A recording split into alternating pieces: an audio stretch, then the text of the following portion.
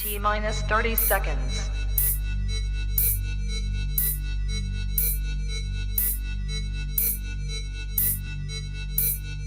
T-minus 20 seconds.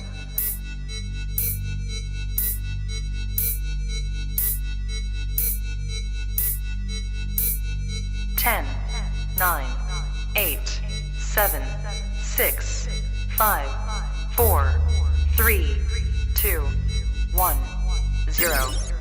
You are watching a master at work. Straighter, not a roundhouse right hand. And that's what we've been talking about. The straight shot is the one where he gets leverage on it. I don't want to kill somebody back for a little bit. seconds. Nah, I want a body on my record. Now, I want to see you fight motherfuckers. I do. All right, I'm with you. I'm with you. As long as you're trying to fight the great, the best competition. Welcome to the graveyard. Click the link if you dare to. Bury you alive, I'm prepared to. Welcome to the graveyard. You get your sources from clowns, so when you come around, we don't hear you. Welcome to the graveyard. Click the link if you dare to. Bury you alive, I'm prepared to. Welcome to the graveyard. You get your sources from clowns, so when you come around, we don't hear you. Yo, it's the best, fight the best. If you ain't with the moto, just click the link, bitch, and get buried like the rest. It ain't gonna work how you want it. These trolls already tried, too many come but don't leave. So if you here, you gotta die. I'm spitting straight facts. These bitches crying cause they hate that. The LDBC's the top topic, bitch, hate that. We the ones that bring the truth to these fans. So while you hate, I'ma laugh and keep counting these bands. Welcome to the graveyard. Click the link, get the dance. Bury you alive, I'm prepared to. Welcome to the graveyard. You get your sources from clowns, so when you come around, we don't hear you. Welcome to the graveyard. Click the link if you dare to. Bury you alive, I'm prepared to. Welcome to the graveyard. You get your sources from clowns, so when you come around, we don't hear you. Welcome to the graveyard.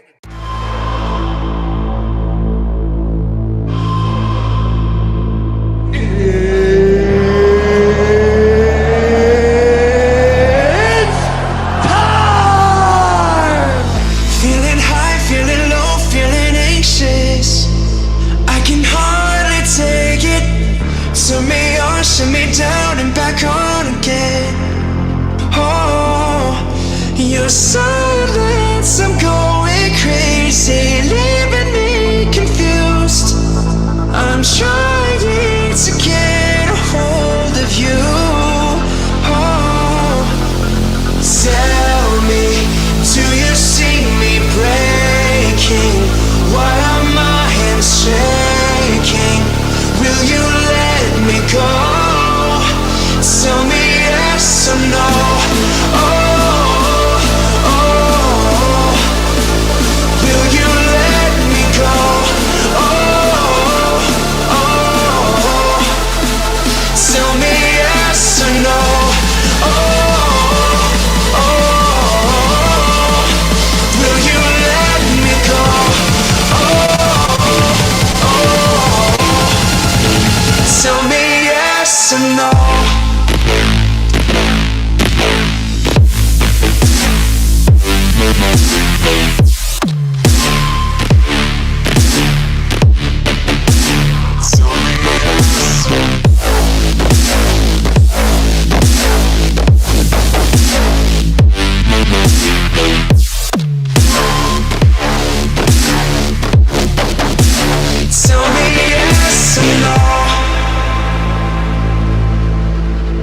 Losing time, losing hope, losing patience. Need to be updated.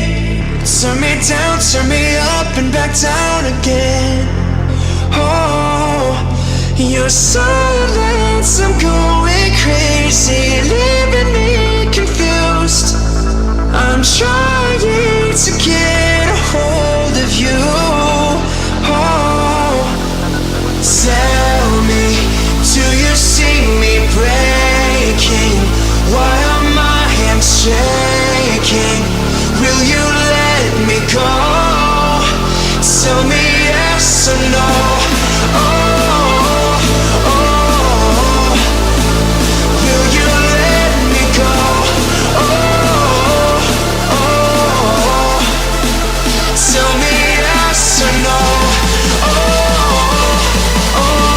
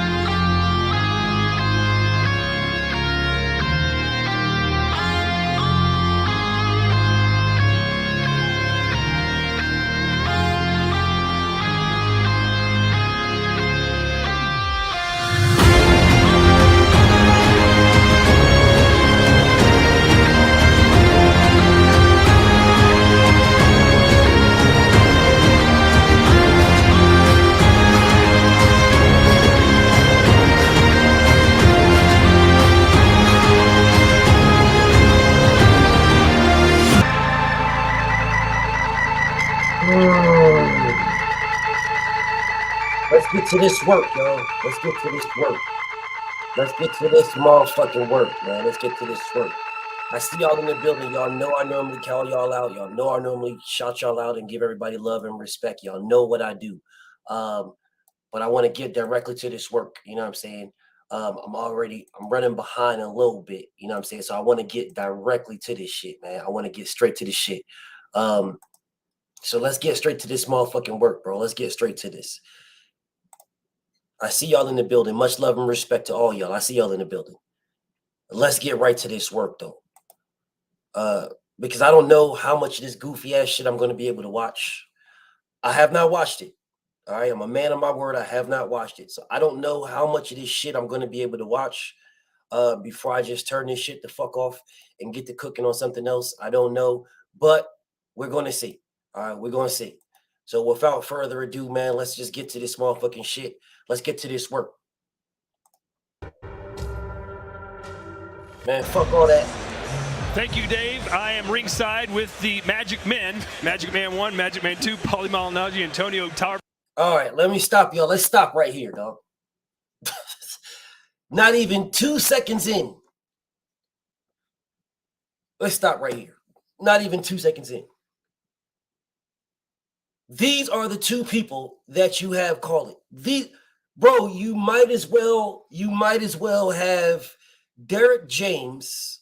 You know what I'm saying? Have Derek James and motherfucking Al Heyman as the announcers for the next Errol Spence fight. These niggas right here are blatant Errol Spence haters. Both of these niggas, they're blatantly Errol Spence haters. Nigga, I'm not even 2 seconds in. They are blatantly Errol Spence haters. Blatantly. Don't worry about Canelo. Don't worry about T.O., bro. We are going to get to all that shit, but it's not going to be right now. I might get to it today, but I might not. But bro, this is the first two motherfuckers. Racist ass Paulie Malignaggi and this fucking Sambo ass nigga Tarver. These the first niggas you got. This is not even 2 seconds in and this is it. Bro, I didn't know these motherfuckers was calling this shit. All right, man, whatever. Hey, Shakur Stevenson, Regis Prograis, they don't know who David Avanesian is. I don't know too much about him. You guys know about... Well, let's stop right there. Let's stop right there. This guy, whoever the fuck this guy, says that Shakur Stevenson, most other boxers, and him himself doesn't know who the fuck David Avanesian is.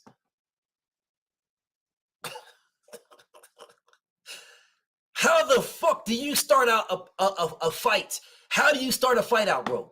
How the fuck do you start a fight out? And the very first thing that you do as the fucking announcers is say you don't know who the fuck this guy is. How is that how you start a fight? What the fuck, bro? That's the first. You're supposed to be bigging this shit up. Now, if I'm a Terrence Crawford fan and I'm listening to this motherfucking talk, bro, if I'm listening to this I'm like, hey, man,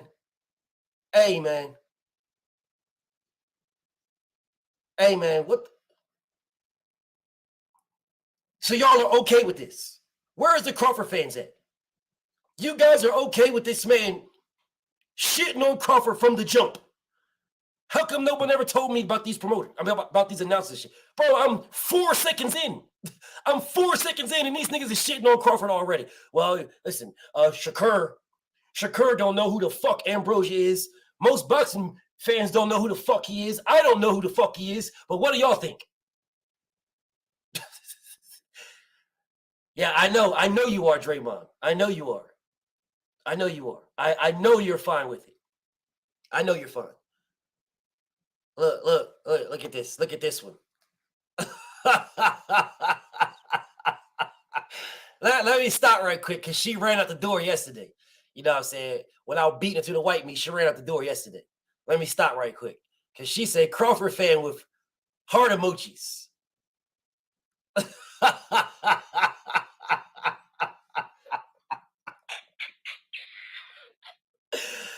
You met Terrence Crawford, man. That's it.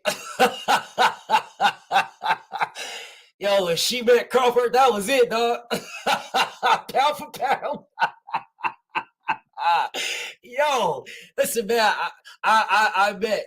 No, I didn't mute you. No, I did not mute you. Stop lying.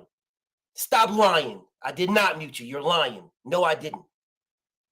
You're lying. Stop lying. You ain't got to lie, Craig. You talked to me for like 3 hours straight and I just muted you out of nowhere, right? You're lying. Stop lying. Stop lying. You bounced. Stop lying. So she met Terrence Crawford, and that was it. Yo, after she met Terrence Crawford, that's pound. Now, I ain't got no beef, but I know how y'all are, though. That's weird to me. Because I met Errol Spence, and I met Devin Haney, and I met Deontay Wilder. I've met several people. I've met Danny Garcia. I've met several people. Several. And if they're wrong, they're wrong. If Errol Spence is wrong, Errol Spence is wrong. If he fucked up, he fucked up. If Devin fucked up, he fucked up. Like I said, Devin Haney, if you stay at 135, if you stay there, and you don't fight Shakur, and you don't fight motherfucking Tank Davis, and you don't give Lomachenko a rematch, you're ducking. I don't know how hard that is. Errol Spence, if you stay at 147, and you don't fight Jaron Boots Ennis, and if you don't fight Virgil Ortiz, nigga, you're ducking. I don't know how hard it is. People do it all the time, Abigail. They run from me and then they come back the next day. They do it all the time. You are no different. You are no different. No different. There is nothing different, magical, or mysterious about you. You are exactly the same as everybody else. They run from me and they come right back the next day. It's no beef. I don't got no beef. I got no issue, man. I ain't got no issue. I'm used to this. I'm definitely used to it, bro. This is no beef. I got no issue, man. I got no beef, no issue. I got nothing. This is what happens all the time. It's a normal thing for me. Don't worry, I'm a breeze through this, and I'll put the link in, and you can try again. It's fine if that's what y'all want to do. I mean, it's not a big deal to me. Yeah, Draymond ducks every day. Yo, Draymond in this motherfucker like Draymond in this motherfucker like, hey, get him, sis. get him, sis. Get the nigga Rex. Get him, sis. Man, if I had the keys to this forklift, if I didn't have the keys to this forklift, I'd be right there. Get him, sis. Talk to him. He's talking about our bud. He's talking about our bud again. Get him, sis. It's all good, bro. It's all good. It's all good. It's all good. You say you're regular? Yes, ma'am. Yes, ma'am, you are. Now, I ain't got no beef with you, man. I got no beef. I got no beef. Yes, you're regular. There's nothing special about you, queen. I'm just keeping it a buck. No disrespect, nothing. You're a regular. This happens all the time. Now, I don't know you as a person, but I'm talking about our communication. It's regular. Happens all the time. Anyways, let me get back to this work. I ain't got Draymond in here like, Abigail, talk your shit, Abigail. Get him, Abigail. Get him. Get him, queen. Get him. Get him, queen, period. Get him, queen. It's given, grown-ass men talk about what it's given. I got no beef, man. I got no beef. No beef, no issues, no beef, no beef, no beef. Anyways, let's get back to this work. Him. What does he have to do to win this fight against Terrence, and can he do it? Yeah, I think Shakur knew a little bit about Avanesyan because he went with a 10th round stoppage, so he knows how durable Avanesyan is. Somebody who gives you that 10th round stoppage understands the durability of Avanesyan. Again, what? He knows Avanesyan because of what? The fuck this nigga talking about? He's the kind of guy, he stays in your face, he can counterpunch, he's got some sharp skills, but he's pretty much A, B, and C. He's pretty basic in that he does. Man, I'm not trying to hear this nigga, man. Yeah, let me get past this. What the fuck this nigga talking about? I believe is a late starter.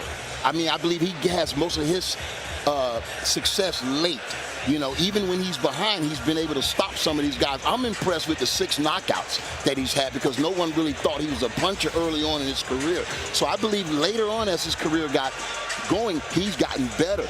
So, you know. You're surprised with 6 knockouts that David Evanesian got. Did I hear this correctly? This nigga said he's surprised with 6 knockouts that David Evanesian got. Hold up a second. I need to see this, bro. Hold on a second. Let me hold up. This nigga said he's surprised with 6 knockouts. Only thing I know about David Evanesian is that this nigga lost to Lamont Peterson. Hold on a second. Hold on a second, dog. I need to see something right quick. This nigga said he's surprised with the 6 knockouts of David Evanesian. Budrick Evanesian. Hold on, y'all. Because I need to know what the fuck this nigga talking about. Oh, okay. Because he knocked out 1, 2, 3, 4. Okay, so he knocked out 6 niggas before he fought Terrence Crawford.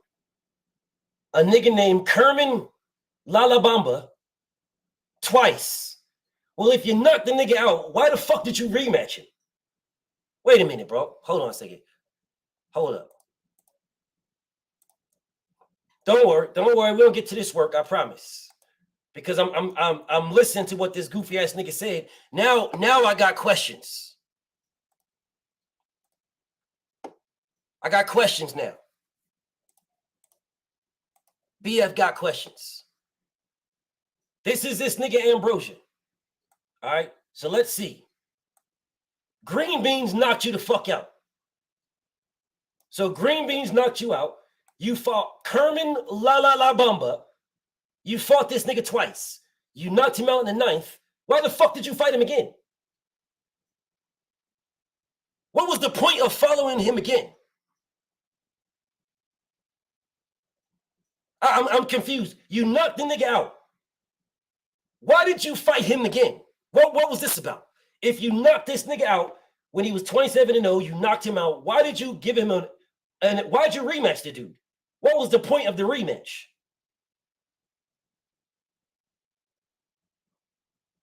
I'm so fucking confused right now, bro. What was the fucking point of the rematch if you knocked the nigga out? All right, whatever. Then you fought Jesse Del Rio. Ain't that a porn star? Who the fuck is this nigga? And you fought Josh Kelly, a 10-0 guy. You knocked out 10-0 Josh Kelly. Then you stopped Liam. And then you fought a nigga named Ozark Metsky.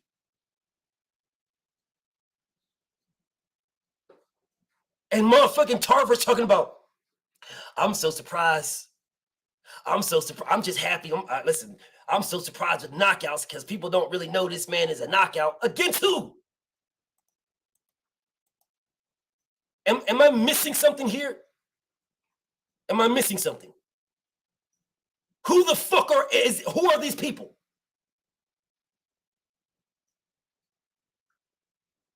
Okay, let me stop. Because I know the Terrence Crawford fans' panties are all tied up in a bunch. Okay, can someone tell me who these people are?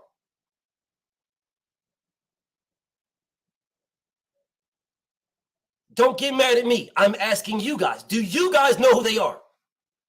Who are these people? I know who Josh Kelly is. Who is the rest of them?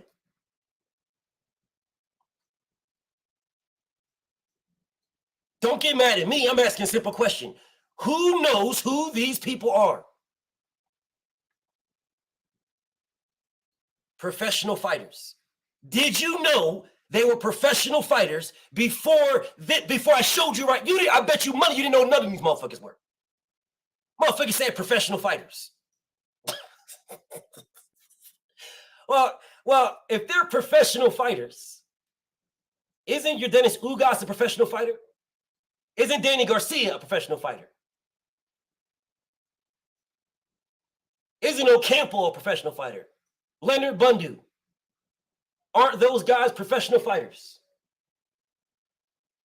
Because I could have swore yesterday a nigga came on here telling me we can't give Errol Spence no credit for Kell Brook. Where isn't Kell Brook a professional fighter?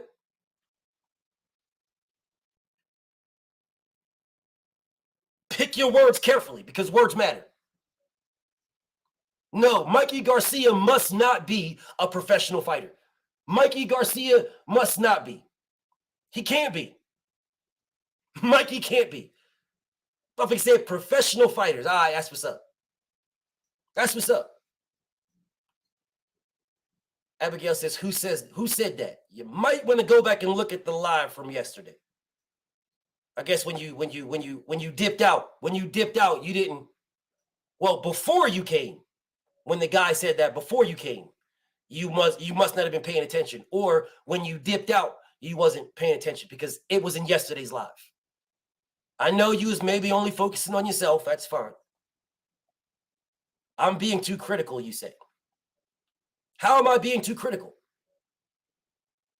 Did you guys not hear the person yesterday saying that we cannot... Hold up. Let me play it for you. I'll play it for you. Don't worry about it. Because mysteriously, y'all motherfuckers forgetting. Mysteriously, y'all act like y'all don't remember none of this. Oh, man, what happened yesterday? That's the reason why I had to play some shit that, other motherfuckers didn't know what was going on. Mysteriously didn't know what was going on. All right. So they know what's going on. So it matters. It matters today. It's okay. But yesterday it didn't. All right, that's what's up. Well, I mean, I'll play it for y'all because maybe y'all forgot.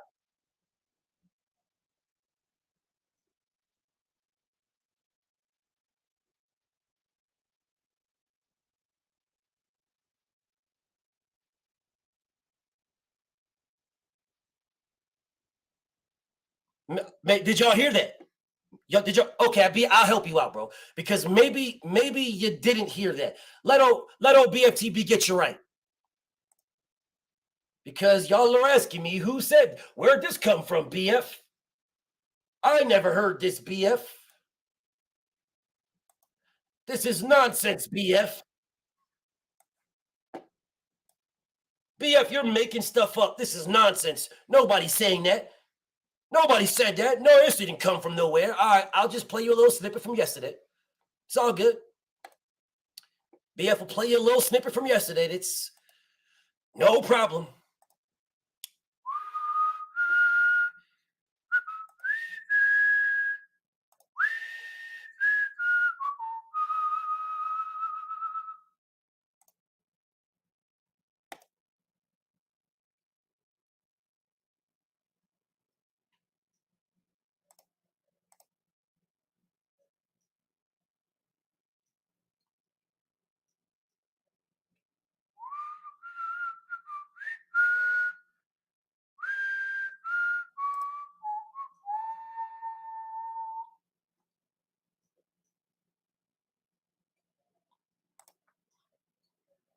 The fuck?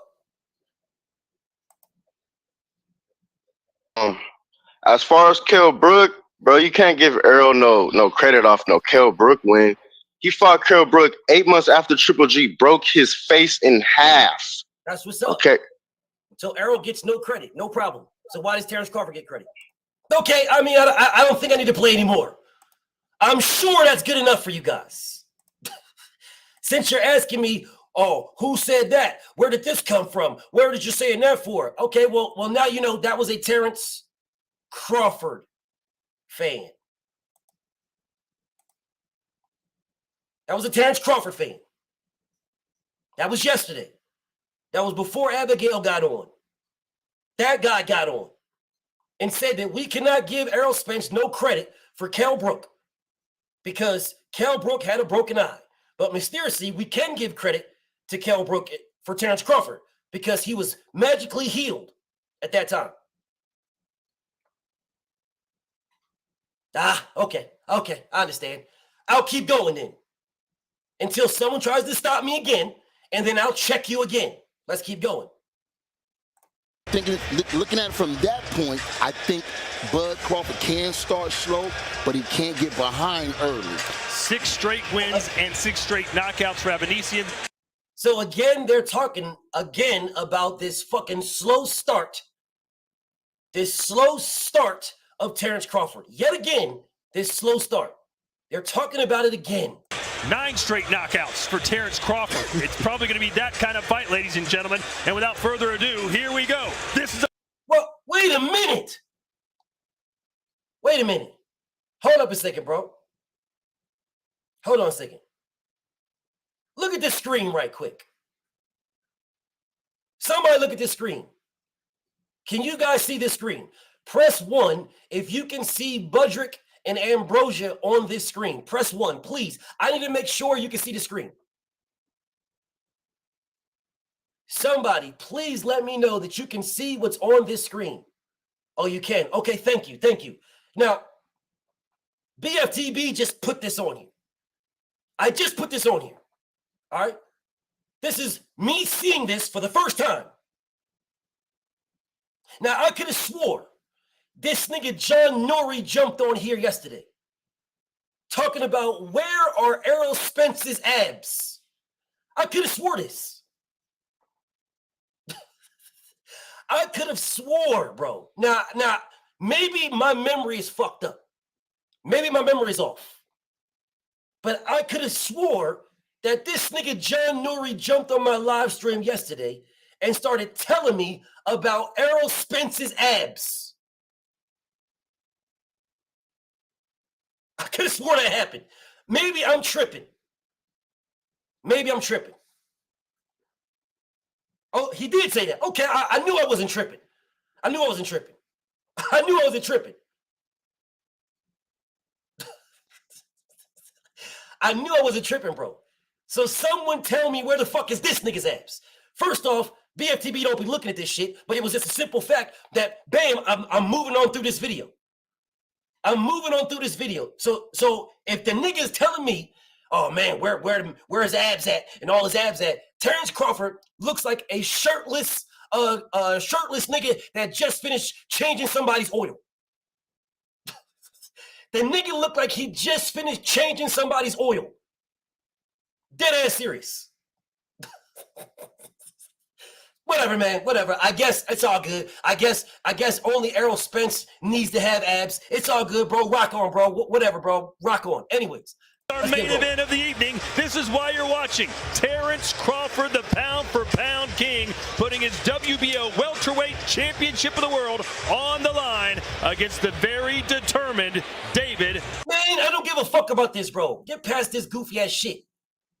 I don't give a fuck about none of this. I don't give a fuck about your ring walk. I don't give a fuck about none of this shit. Just get to the motherfucking fight. I don't care about none of this shit. I don't give a fuck about none of this. Bro, now I know for a fact that big-ass balloon right there is Bomac. Now, again, I don't know everybody in here, but I'm pretty sure that's Bomac right there. I'm pretty sure, all right? I'm pretty sure that's Bomac right there. That nigga is 2 or 3 times bigger than anybody in the ring. And shorter than everybody. He is just as wide as he is tall. And hold on a second, let me play this right quick. Hendry, for the World Boxing Organization Supervisor Russell Mora, our judges of ringside are Patrick Morley, Joseph Mason, and Gary Ritter. Bro, at the sound of the bell, in charge. I don't give a fuck about none of this. The Just challenger. get to the motherfucking. I don't give a fuck. Don't care. Don't care. Yeah, this shit's just tight. No, that nigga Bomac is motherfucker. Man, I don't give a fuck about that. They say that Las Vegas is the fight capital of the world, but right now it sure feels like it's in Omaha. Terrence Crawford, 38-0, 29 knockouts. David Avanesian, 29-3-1 with 17 KOs, 12 rounds for the WBO welterweight championship of the world. Crawford comes out right-handed. That's not nothing you do. You don't know how he's going to come out, how he's going to end. Can switch stances constantly. Most of them have fights in the top 4 stance, so I wonder if Avanesian is surprised to see Crawford coming out in the stance of round 1. It is deafening in here. Both of these niggas been slow hit. It's stab to the body. He's keeping that paw and jab out there. He's keeping the paw and jab out there to keep this. Keep the frame. Whoa! Whoa! Whoa! Whoa! Whoa! Whoa! Whoa! Whoa! Whoa! Whoa! David Ambrosia just came over the top and caught him. Hold on. The brother is keeping that range. He's keeping his range out. Oh! Y'all didn't just see that? Y'all didn't just see Ambrosia come over the top? Ambrosia just came over. So he was throwing a paw and jab, and Ambrosia came over the top of that paw and jab. Budrick tried for a nice one too, but he had his shit. He had his shit up. Ambrosia had his shit up. There's the paw and jab. Oh shit. Avanesian coming off a first-round knockout win in March over Askari Metz. Of course, Crawford fought 13 months ago. A knockout win over Sean Paul. Yo, this nigga looks slow as fuck, bro.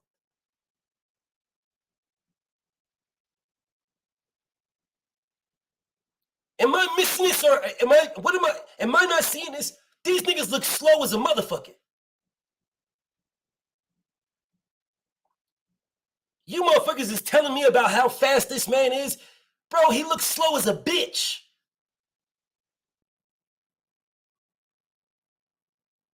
I know I'm not the only one that sees this.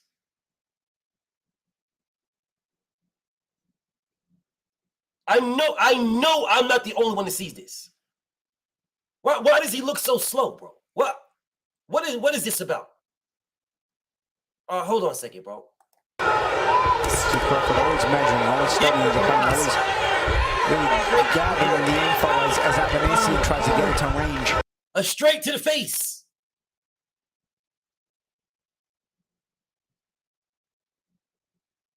A straight from Ambrosia. Crawford tries to walk him into something. But as long as Crawford's throwing that jab, that controlling jab like that, keeping Avanesian at bay, it's going to be... I don't need to see no more, dog. I don't need to see no more, bro. Listen, bro. Listen, man. I'm about to turn this the fuck off, bro. I'm about to turn this the fuck off, bro. I'm about to turn. Nigga, did y'all just see what I just saw?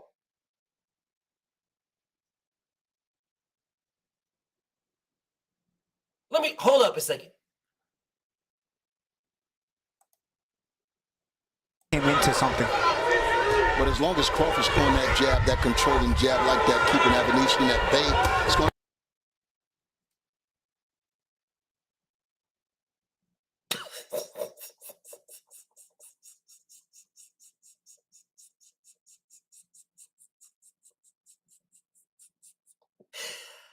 Bro, that shit was slow as hell and caught clean. It was slow as a motherfucker.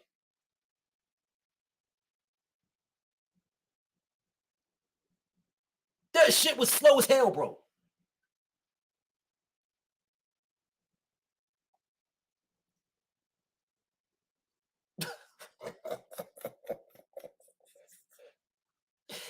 Yo, am I missing something here? This is Terrence Crawford. He not supposed to get caught with that by this nigga.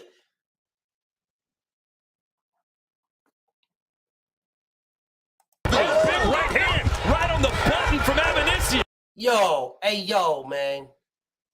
Like I was saying, it's gonna be a long night. Whoa. Look at the pressure. Look at the pressure that David Ambrosia is putting on this man. Look at the pressure, bro. That's what it was there. You know, the reason Avanesian was able to land that right hand over the top was because Crawford at times lays it out there a little too much. Sometimes. Look at the pressure he's putting on him. This is round one. Round one. You know, he's got a great snappy jab when he uses it, but right there he laid it out just a little bit too lazily. Avanesian was able to come over the top.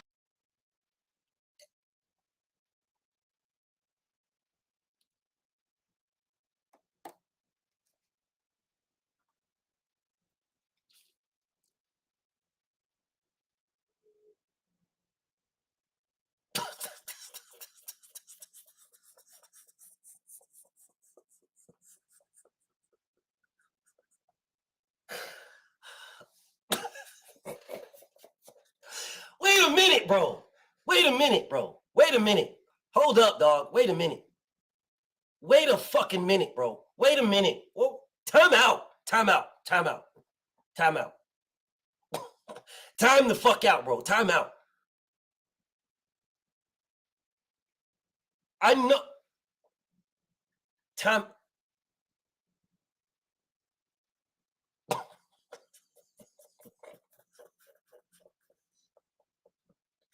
Bro, this is round one. Yo, motherfuckers is gassed off of this. This was round one. Round one, this man is getting pressed all around the ring. He's getting clipped by a slow, big-ass overhand right. Slow. That shit was slow. This is round one. And y'all motherfuckers out here gas talking about, man, why you gonna do the arrow, man? He gonna get murdered. Man, EJ might catch a fucking body. I'm sitting here like, wait a minute, bro. I'm thinking that I'm going to see like some blistering fast hands and, you know, Terrence Crawford going left and going right. Bro, he's moving the exact same way all the way around. The fuck you mean, buddy, then bet it all? I got 5,000 on it right now. How much you got? Fuck you talking about? How much you got? I got 5 racks on it right now. Now, how much you got, buddy? How much you got? Because you met this nigga and now he's Superman. How much you got? I got 5 racks. What do you got on it?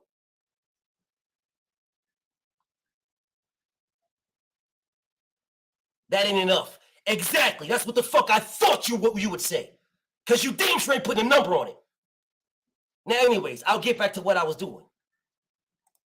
And this is what Avanesyan does. He doesn't give you room to breathe. Right on top of you for 12 rounds. Exactly, Todd. He's a no-frills guy. And the lesser prospects that he beat, the guys who basically he exposed that maybe weren't as good as they were supposed to be, he beats them because of things like this, where they have no staying power in the ring once he stays in their face. But a guy like Crawford is going to show a lot of different wrinkles and angles now. As he decides what's down.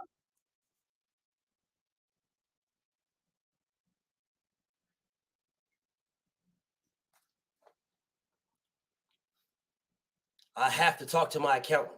And the fuck you talking to me for? Go talk to your accountant. What you talking to me for then? If you have to talk to your accountant, go talk to him. You don't got his phone number?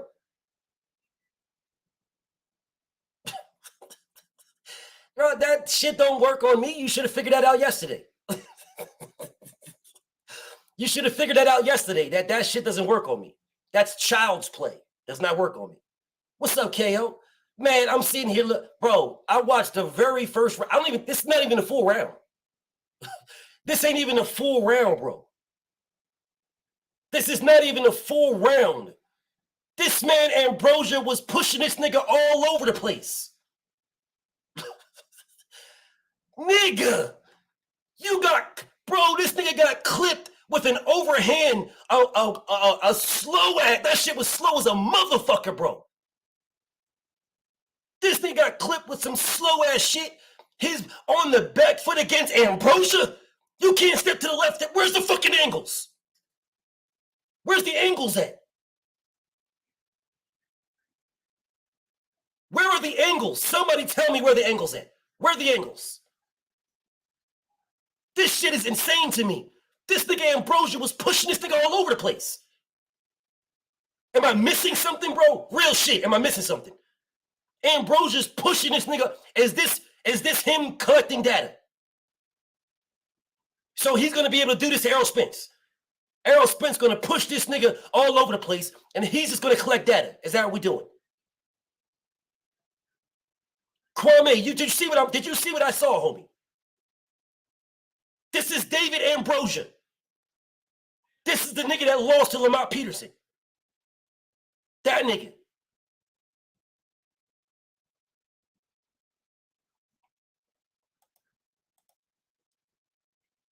Make another page, Gary.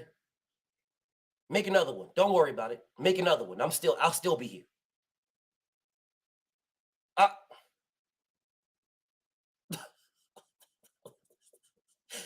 Bro, I know I'm not. I know I'm not tripping. I know I'm not tripping, bro. I swear to God, I know I'm not tripping. I know I'm not bugging. I know I'm not bugging.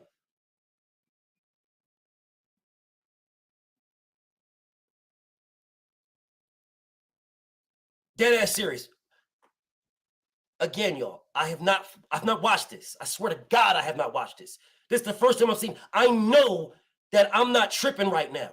I know that this man is not on the back foot getting bullied by Ambrosia, getting caught with big ass overhand fucking rights by Ambrosia, bro.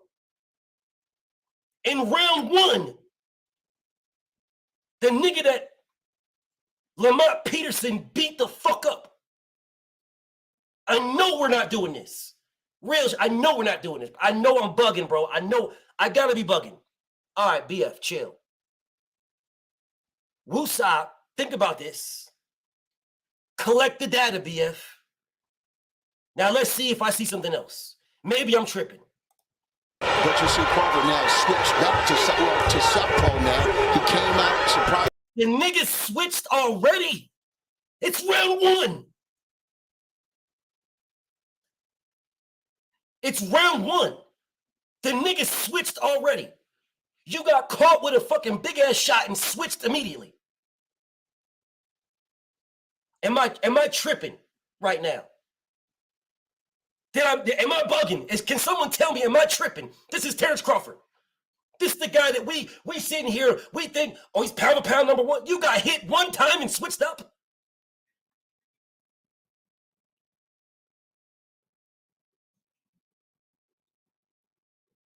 I'm bugging right now. Listen, bro.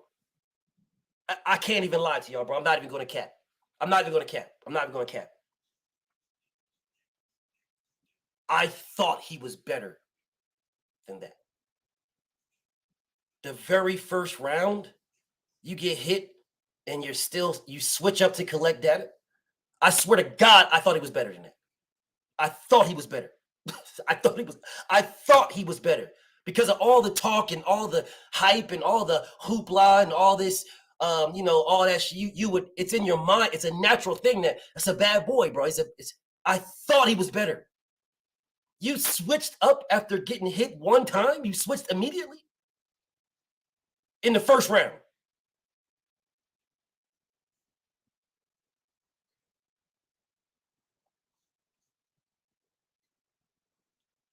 Wow.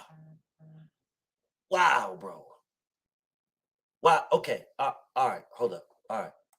Unconventional, but now he's back in his most comfortable stance, I believe. Yeah.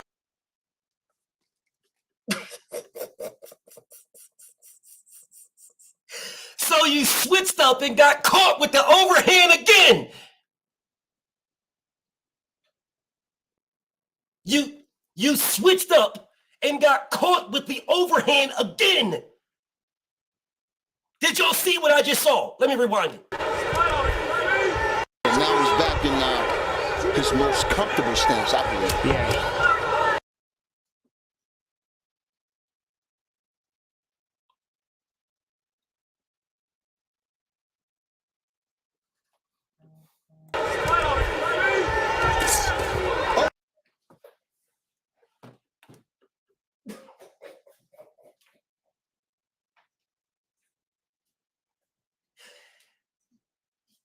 This nigga about to get knocked the fuck out, dog. This nigga about to get knocked the fuck out. This nigga will not make it to 12. Errol is going to destroy this nigga. This nigga will not. Bro, hold the fuck up, bro. Hold the fuck up, bro. Hold up, bro. Now, this nigga has already switched. This nigga has already switched now. He has switched. He has switched from orthodox to southpaw. He has switched. And when he switched, he got caught 2 times from Ambrosia. Hold up, bro. Let me rewind this back.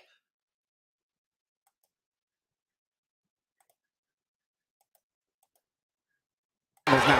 We'll see the southpaw stance. Butcher Crawford now switched back to southpaw now.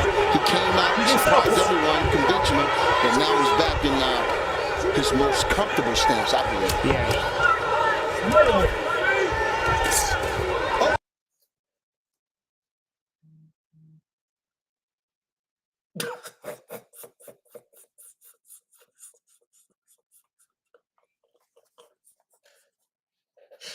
Yo! Yo!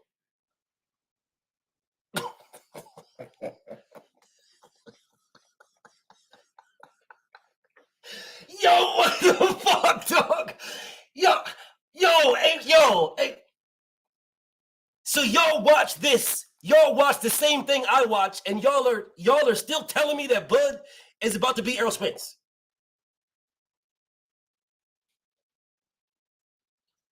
Hold on a second. This is an honest to God question, bro.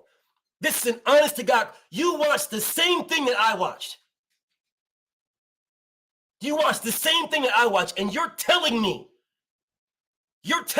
that, nigga, this is round one. Fuck you talking about? This is round one. For all this goof ass shit you niggas was telling me about Ugas, what round was that Errol Spence looked down at the ground when his mouthpiece was out? What round was that? Because it damn sure wasn't round one. This is round one. This nigga's getting pieced up in round one against a fucking bum that Lamont Peterson beat. I know y'all niggas is not telling me that y'all watched this fight and you are confident that Bud beats Errol Spence. I know you're not telling me this. I swear to God, bro. I swear to God on everything I love. I know you niggas didn't watch round one and now you in here confident. You're full of shit. I need to see y'all niggas bet statements, bro. I don't believe none of you niggas. I don't believe none of you niggas. I don't believe none of y'all. I don't believe none of you niggas. Y'all niggas are full of shit. Bro, from round one, this right here, bro, this is my first time watching it. I guarantee you some of you niggas watched this shit like 6 times. This is my first time watching it. You niggas are full of shit. Y'all full of shit, bro. I don't believe none of you niggas. I don't believe none of you niggas. I don't believe none of y'all. Y'all niggas are full of shit. You're full of shit, bro. You are full of shit. Bro, there is no fucking way that I'm having confidence in Terrence Crawford and I'm looking at the first round of this shit against a nigga that Lamont Peterson beat the fuck up. There's no way. No fucking way that I don't believe none of you niggas. I don't believe none of y'all. Y'all are full of shit. Y'all are full of shit. Y'all got all this shit to talk about. Oh, I'm doing this. I'm doing. I swear. I got Bud. I'm betting the house. I'm betting the car. I'm betting the mortgage. I'm betting y'all are full of shit. I don't believe none of y'all niggas, bro. I don't believe none of y'all. I swear to God, I don't believe none of y'all. Y'all are liars. Y'all are fucking liars. Either that or y'all don't know what the fuck. Y'all don't know boxing. Y'all just voting. Y'all are betting on this nigga because he gave you a hug and you took a picture with this nigga. He my best good friend now. I got him beating everybody. That's the greatest boxer since Joe Montana. Now, I don't believe none of you niggas. Let me run this back just a little bit. Let me run this back. Because I want y'all to understand. I want y'all to understand that this right here is the first round. Crawford might not make it to the 6th round, nigga. He might not make it there. What fighter did Errol Spence fight that was he allowed them to collect fucking data? Which one? Name them. Yeah, that's what the fuck I thought. Man, but he's collecting data, man. He collecting data. Okay, well, let's look at the data that this thing's collecting. Overhand. Overhand left. There's an overhand left he just collected. Southpaw stance. But you see Crawford now switched back to southpaw. Surprised everyone, conventional, but now he's back in He's in the southpaw stance. He's in the southpaw stance. You was hugging him back in the day. How soon we forget? I never hugged this bitch ass nigga. Fuck you talking about? Fuck is you talking about? No, that bitch ass nigga was trying to hug the God. Fuck you talking about? You didn't see me on his page liking his shit. He was on my page liking my shit. Get your facts right. Anyways. His most comfortable stance, I believe. Yeah. Another straight right to over the top and a straight right to the body.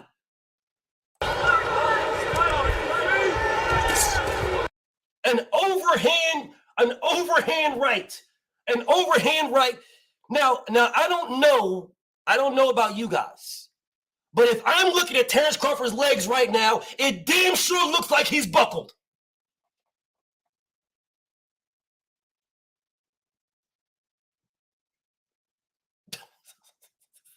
I don't know about y'all.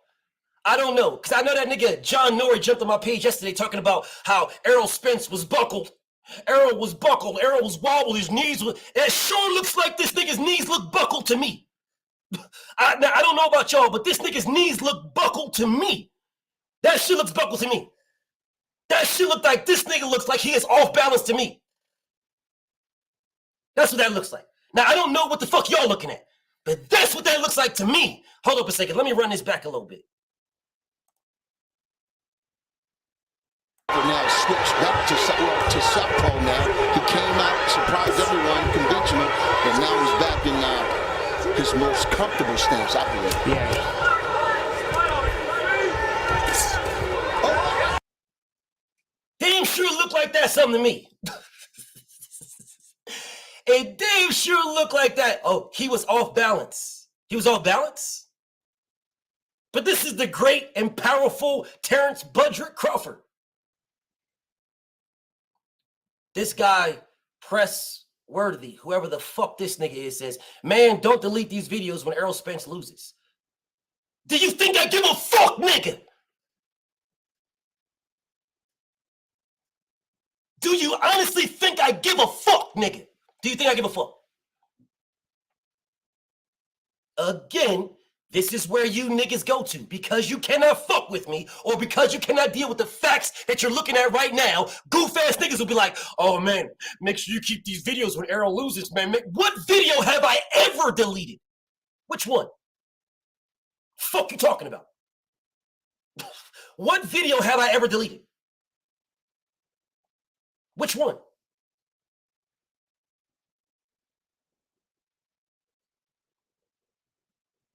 Someone tell me what video did I delete? I've done damn near 3,000 videos. Every last one of them are still up. What the fuck is you niggas talking about? What you talking about? Every video, all the ones where I picked Deontay Wilder to beat everybody, to include Tyson Fury, they're still up. Every single one. Fuck is you niggas talking about? Oh man, make sure you keep. What am I supposed to take it down? Am I supposed to take this motherfucker? Who the fuck are you to make me take down anything? Am I supposed to take it down?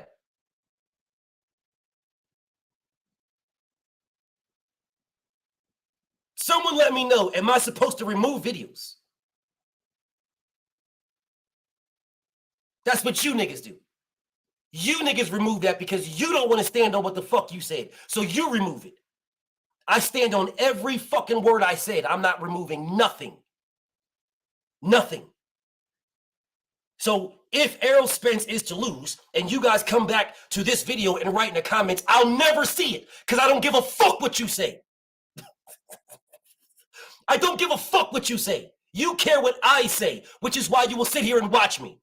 And if you don't watch me, then get off my dick. Anyways, back to this work. Again, Ambrosia, not really nothing. Still, this man is on the back foot. Still on the back foot. For what reason, can someone tell me, for what reason is Terrence Crawford fighting Ambrosia on the back foot for? Can someone tell me? This man has been fighting on the back foot from the beginning of this fight, bro.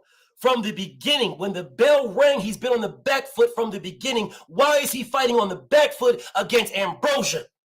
Ambrosia is nowhere fucking near the level of an Errol Spence. He is nowhere near it. Why is he on the back foot? He should be stalling on this man. This is Terrence Crawford we're talking about. How is he getting hit with overhand lefts and overhand rights? This is Terrence Budrick Crawford. What the fuck is we doing right now? But you niggas gas this nigga up to like he's the greatest thing since sliced cheese. He's on the back foot against a fucking bum. He's on the back foot against a bum. He's getting clipped by a motherfucking bum. He's getting clipped with hooks, straights, and overhand rights and overhand lefts by a nigga that Lamont Peterson beat the fuck up, bro. All right.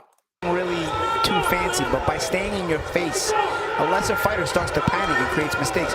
It's just that right now it's Bud Crawford in front of him. Can someone tell me where the changing of the speed of the jab is? Because Terrence Crawford, from what I've just seen, has been throwing the exact same pawing jab out.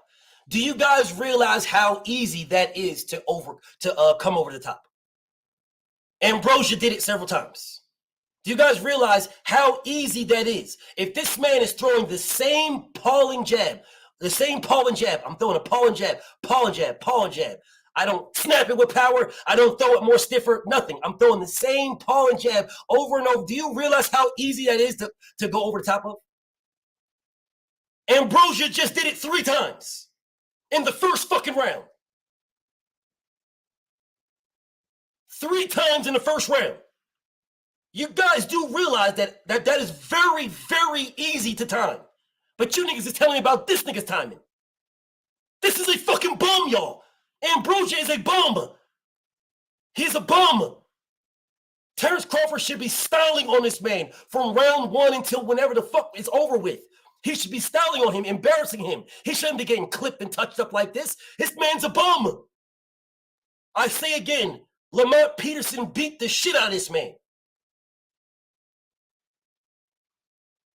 Crawford will sit there being just as patient as Avanesian will, and he'll open him up. So it's going to be up to Avanesian, and not just bring this kind of pressure, but also give me some thinking behind it. And you got to be in good shape. What is he doing against the ropes, bro? What is he doing against the ropes? What is he doing right now? Why is he doing this? Bro, why is he? This is Terrence Crawford, y'all. This is Terrence. Why is he in this position right here?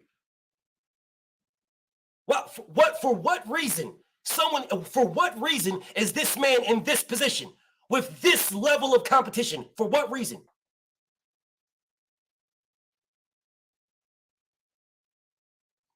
I'm super fucking confused right now, bro. I swear to God, this is Terrence Crawford, man.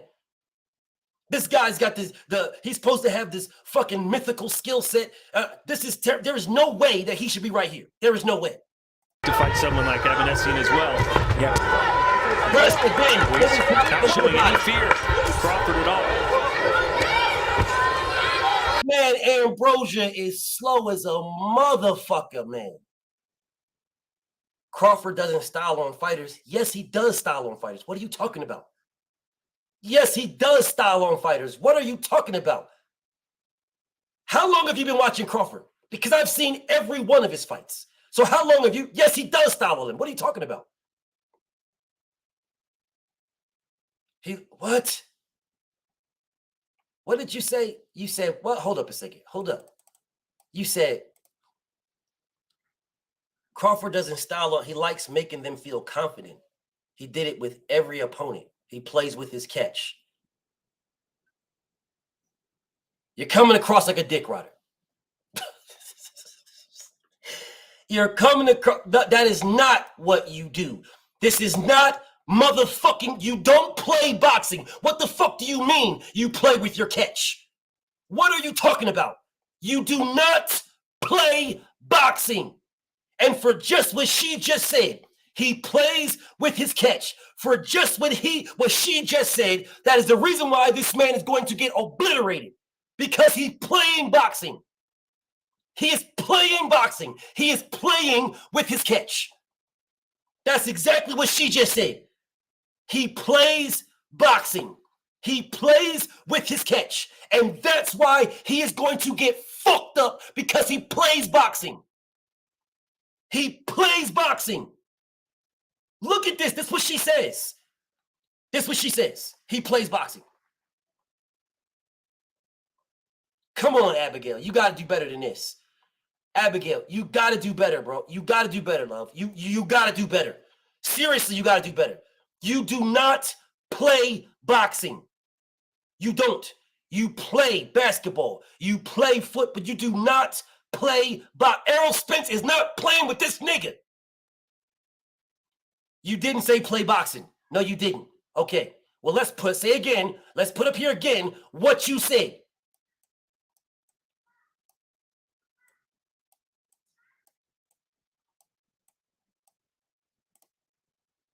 He plays with his catch. Who's his catch?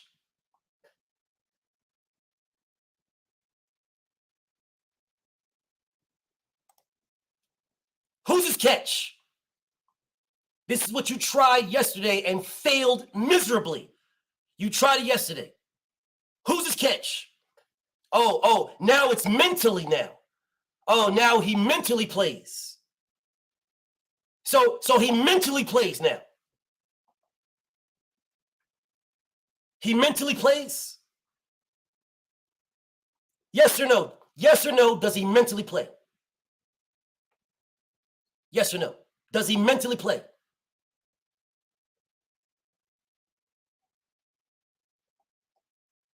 I'm waiting. Does he mentally play? No, Warren, don't help her. Does he mentally play? I didn't ask you about no examples. I ain't asked you about none of that shit. I'm asking you, does he mentally play?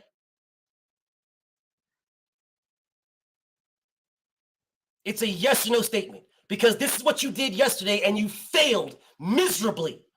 Does he mentally play?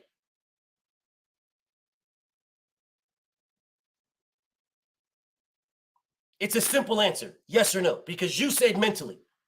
This is your statement. He plays with his catch. You said mentally. Fine. Does he mentally play with his catch? Yes or no?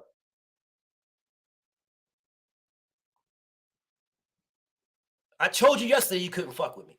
I'm telling you again, you cannot fuck with me. You put yourself in these holes and you keep digging. Now, does he mentally play?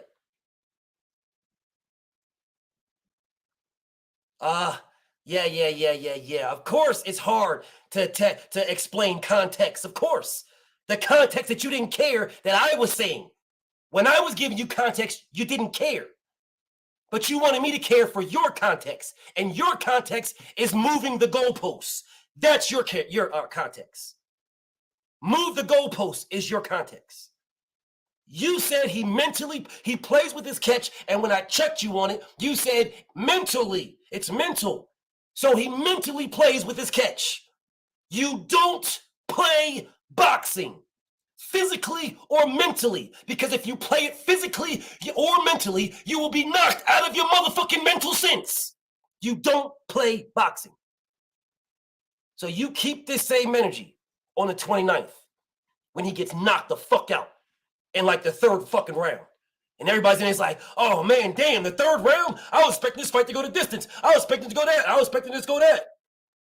Do you play chess? Listen, Abigail, I'm gonna be as clear as possible. You can't fuck with me. I don't know how clear that I can say that. You cannot fuck with me. You cannot fuck with me.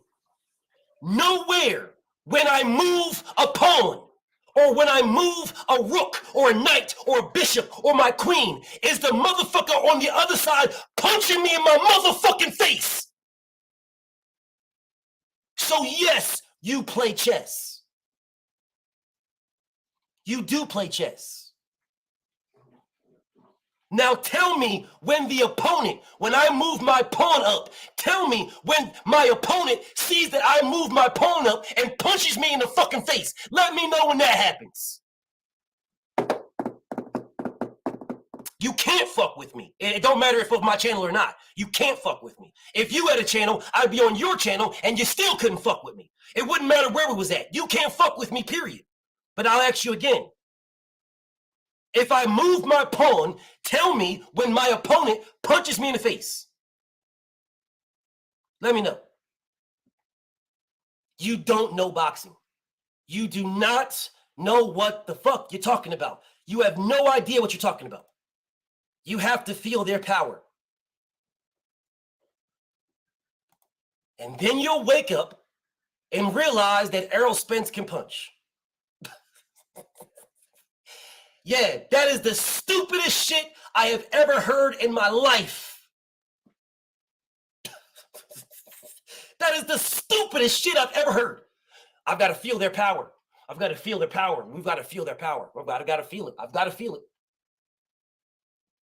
That's like a nigga telling me, man, I don't think getting hit by this car is going to hurt me. Man, I need to feel it. I need to feel getting hit by this car. Man, start down the street, smash the gas, and go get to 60. Get to 60. I'm going to stand right here because I need to feel this because I don't believe this shit hurt. I don't believe this shit hurt, bro. I don't believe it. I don't believe this shit hurt. I need to feel it. I need to feel it. That's what I need. I need to feel this car because I don't believe it. Fighters say it all the time. Of course they do. Of course fighters say it all the time. They say it all the time. Man, I need to feel his power. I need to feel his power. I need to feel it. Yeah, they say it all the time. Fighters say it all the time. Yeah.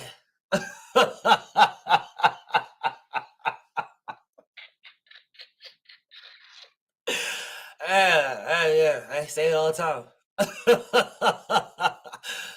But the rule in number one in boxing is to hit and not get hit. That is the sweet science in boxing. Now, I don't know what the fuck you're talking about, but boxing is to hit someone and not get hit.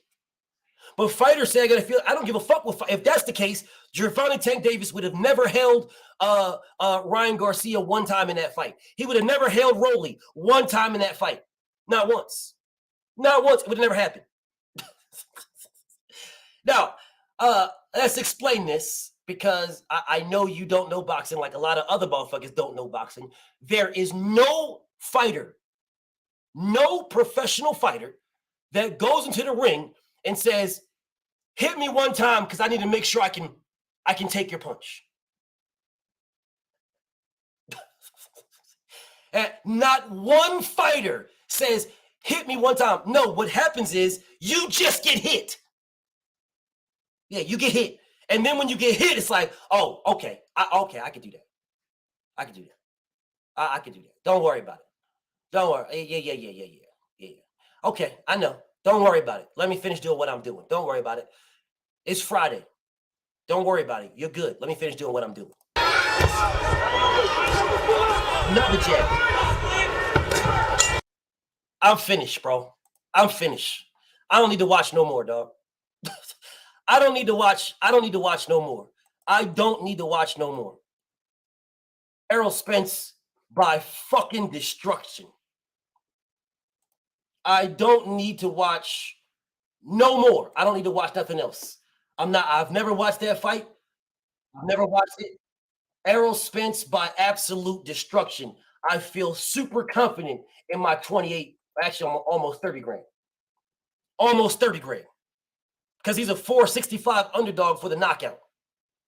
So my 5 G's on him knocking him out gives me roughly $30,000. I'm confident. I'm very good. I'm good on mine. I got Errol by stoppage. There you go. So you want to talk to me so much? There's a link. I don't need to watch no more of this. I don't need to watch no more. I don't need to watch no more, bro. I've seen enough. That was round 1. I've seen enough. This fight does not go to distance. Errol destroys this man badly. This does not go to distance. Bro, he destroys this man, and don't be surprised if that nigga don't get dropped in the first fucking round. Don't be surprised. Do not be surprised if Bud Crawford is not laying on his motherfucking back in the first round. Don't be surprised, because I would not be. He is about to get obliterated. About to get obliterated badly. All these channels y'all making, bro. Black Haven, you just made your page today. Who has Errol stopped? I'll bet on it, Bud. Bud's gonna hurt him. Fuck you and your bet, pussy. Go bet with Vegas, faggot. Don't tell me nothing. Go bet with Vegas, bitch ass nigga. Fuck you telling me for? If you're so confident, go bet with Vegas. Get your goof ass out of here, bitch ass nigga. Make another page and try again, because that one will never work. Go bet with Vegas. Now, it was a lot of conversation. There was a lot of conversation. There was a lot of talk, a lot of conversation. It was a lot. It was a lot. My nigga Big C, what's up with you, Brody? The link is there. The link is there. This fight will not go to distance. Errol stops this man before 8. 9 at the latest. He stops this man.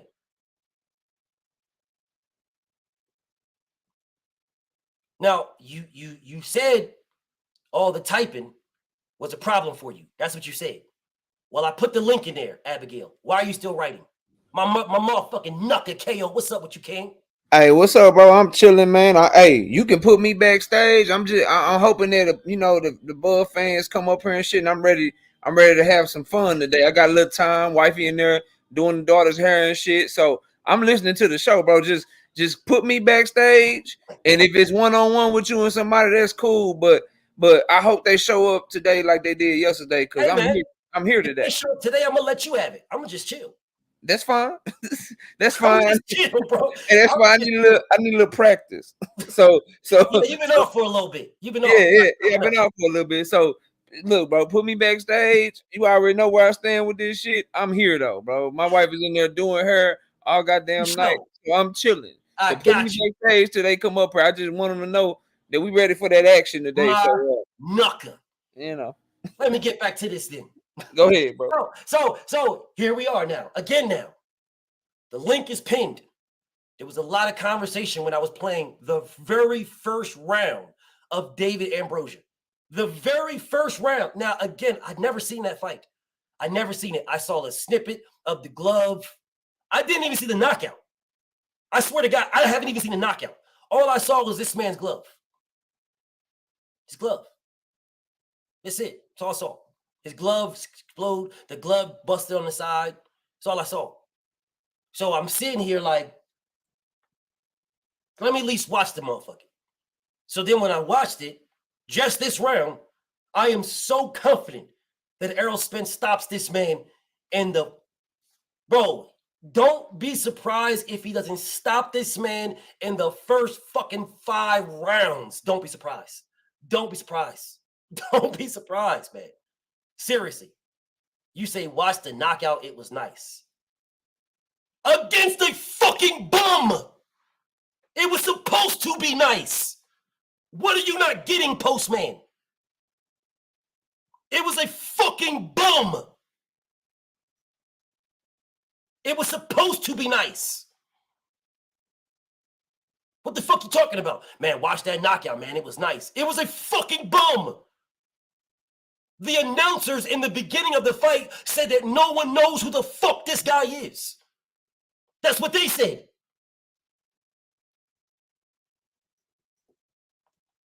Watch that knockout, man. That shit was nice, man. He was supposed to be. It's a fucking bum.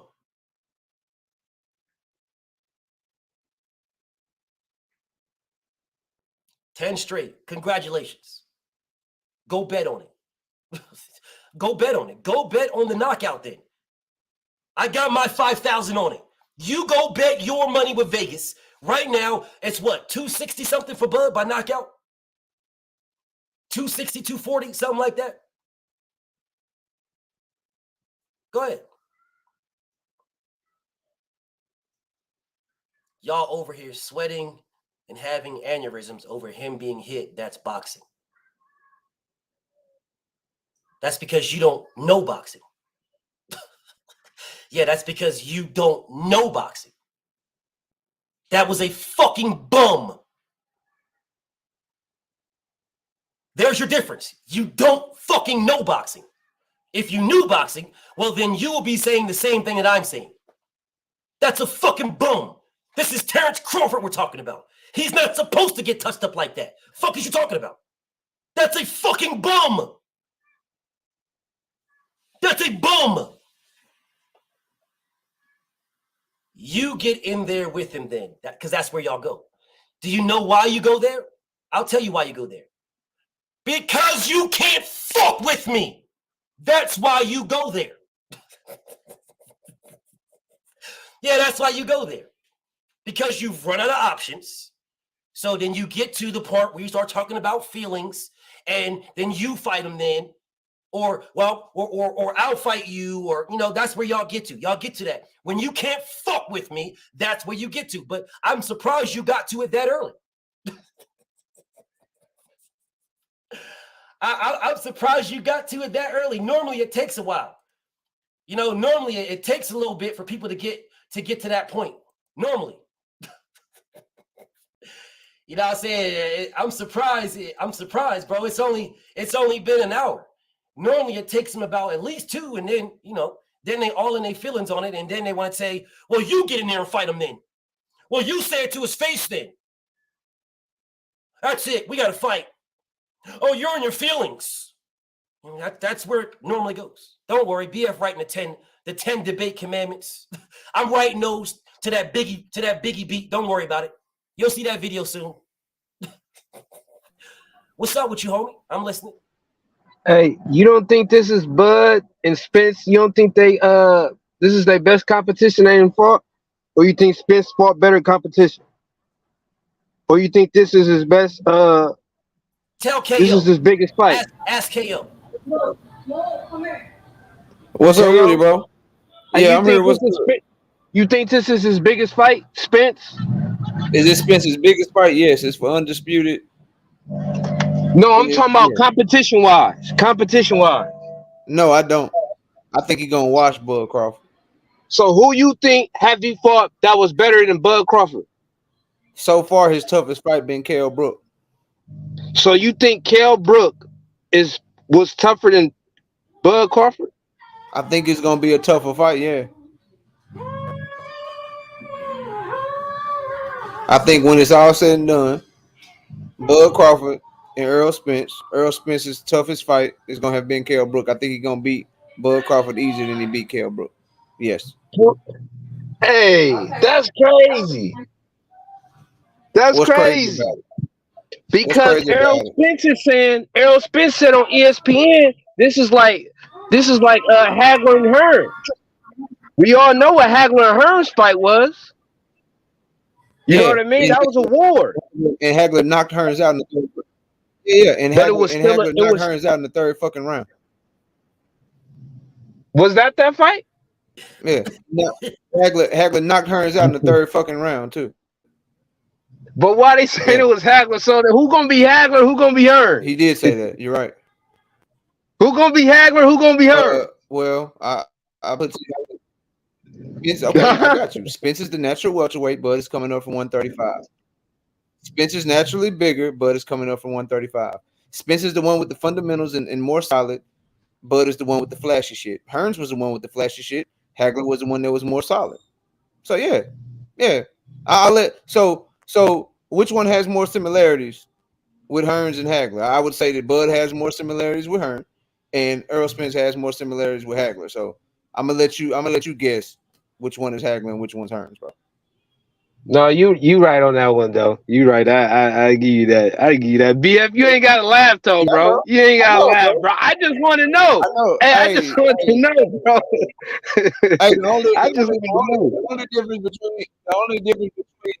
The only difference between me and the man above me is that I'm not gonna cuss you out. I'm gonna do it like this. It's the only difference, bro. Nah, me and BF wasn't gonna get into it either. I just wanted to know. It would have been what he did is what I do. The difference between what he did and what I do, because we do the same thing, we just have different styles of doing it. The difference with that is I'm gonna make you feel real bad about it. Nah, you ain't gonna make me feel bad. Make me feel real bad about it. I find it hilarious when you be clowning motherfuckers. But look though, and you answer the question. Who you think is Errol Spence's toughest competition? I don't. He answered it. Huh? He answered it. Oh, you think so? You agree with that too? Absolutely. Oh wow.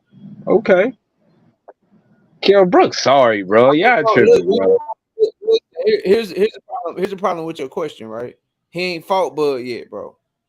He ain't fought Bud yet. So I'm not gonna come here and say that Bud is his toughest competition. I ain't even been in the ring. I believe so far in his career it's been Kell Brook.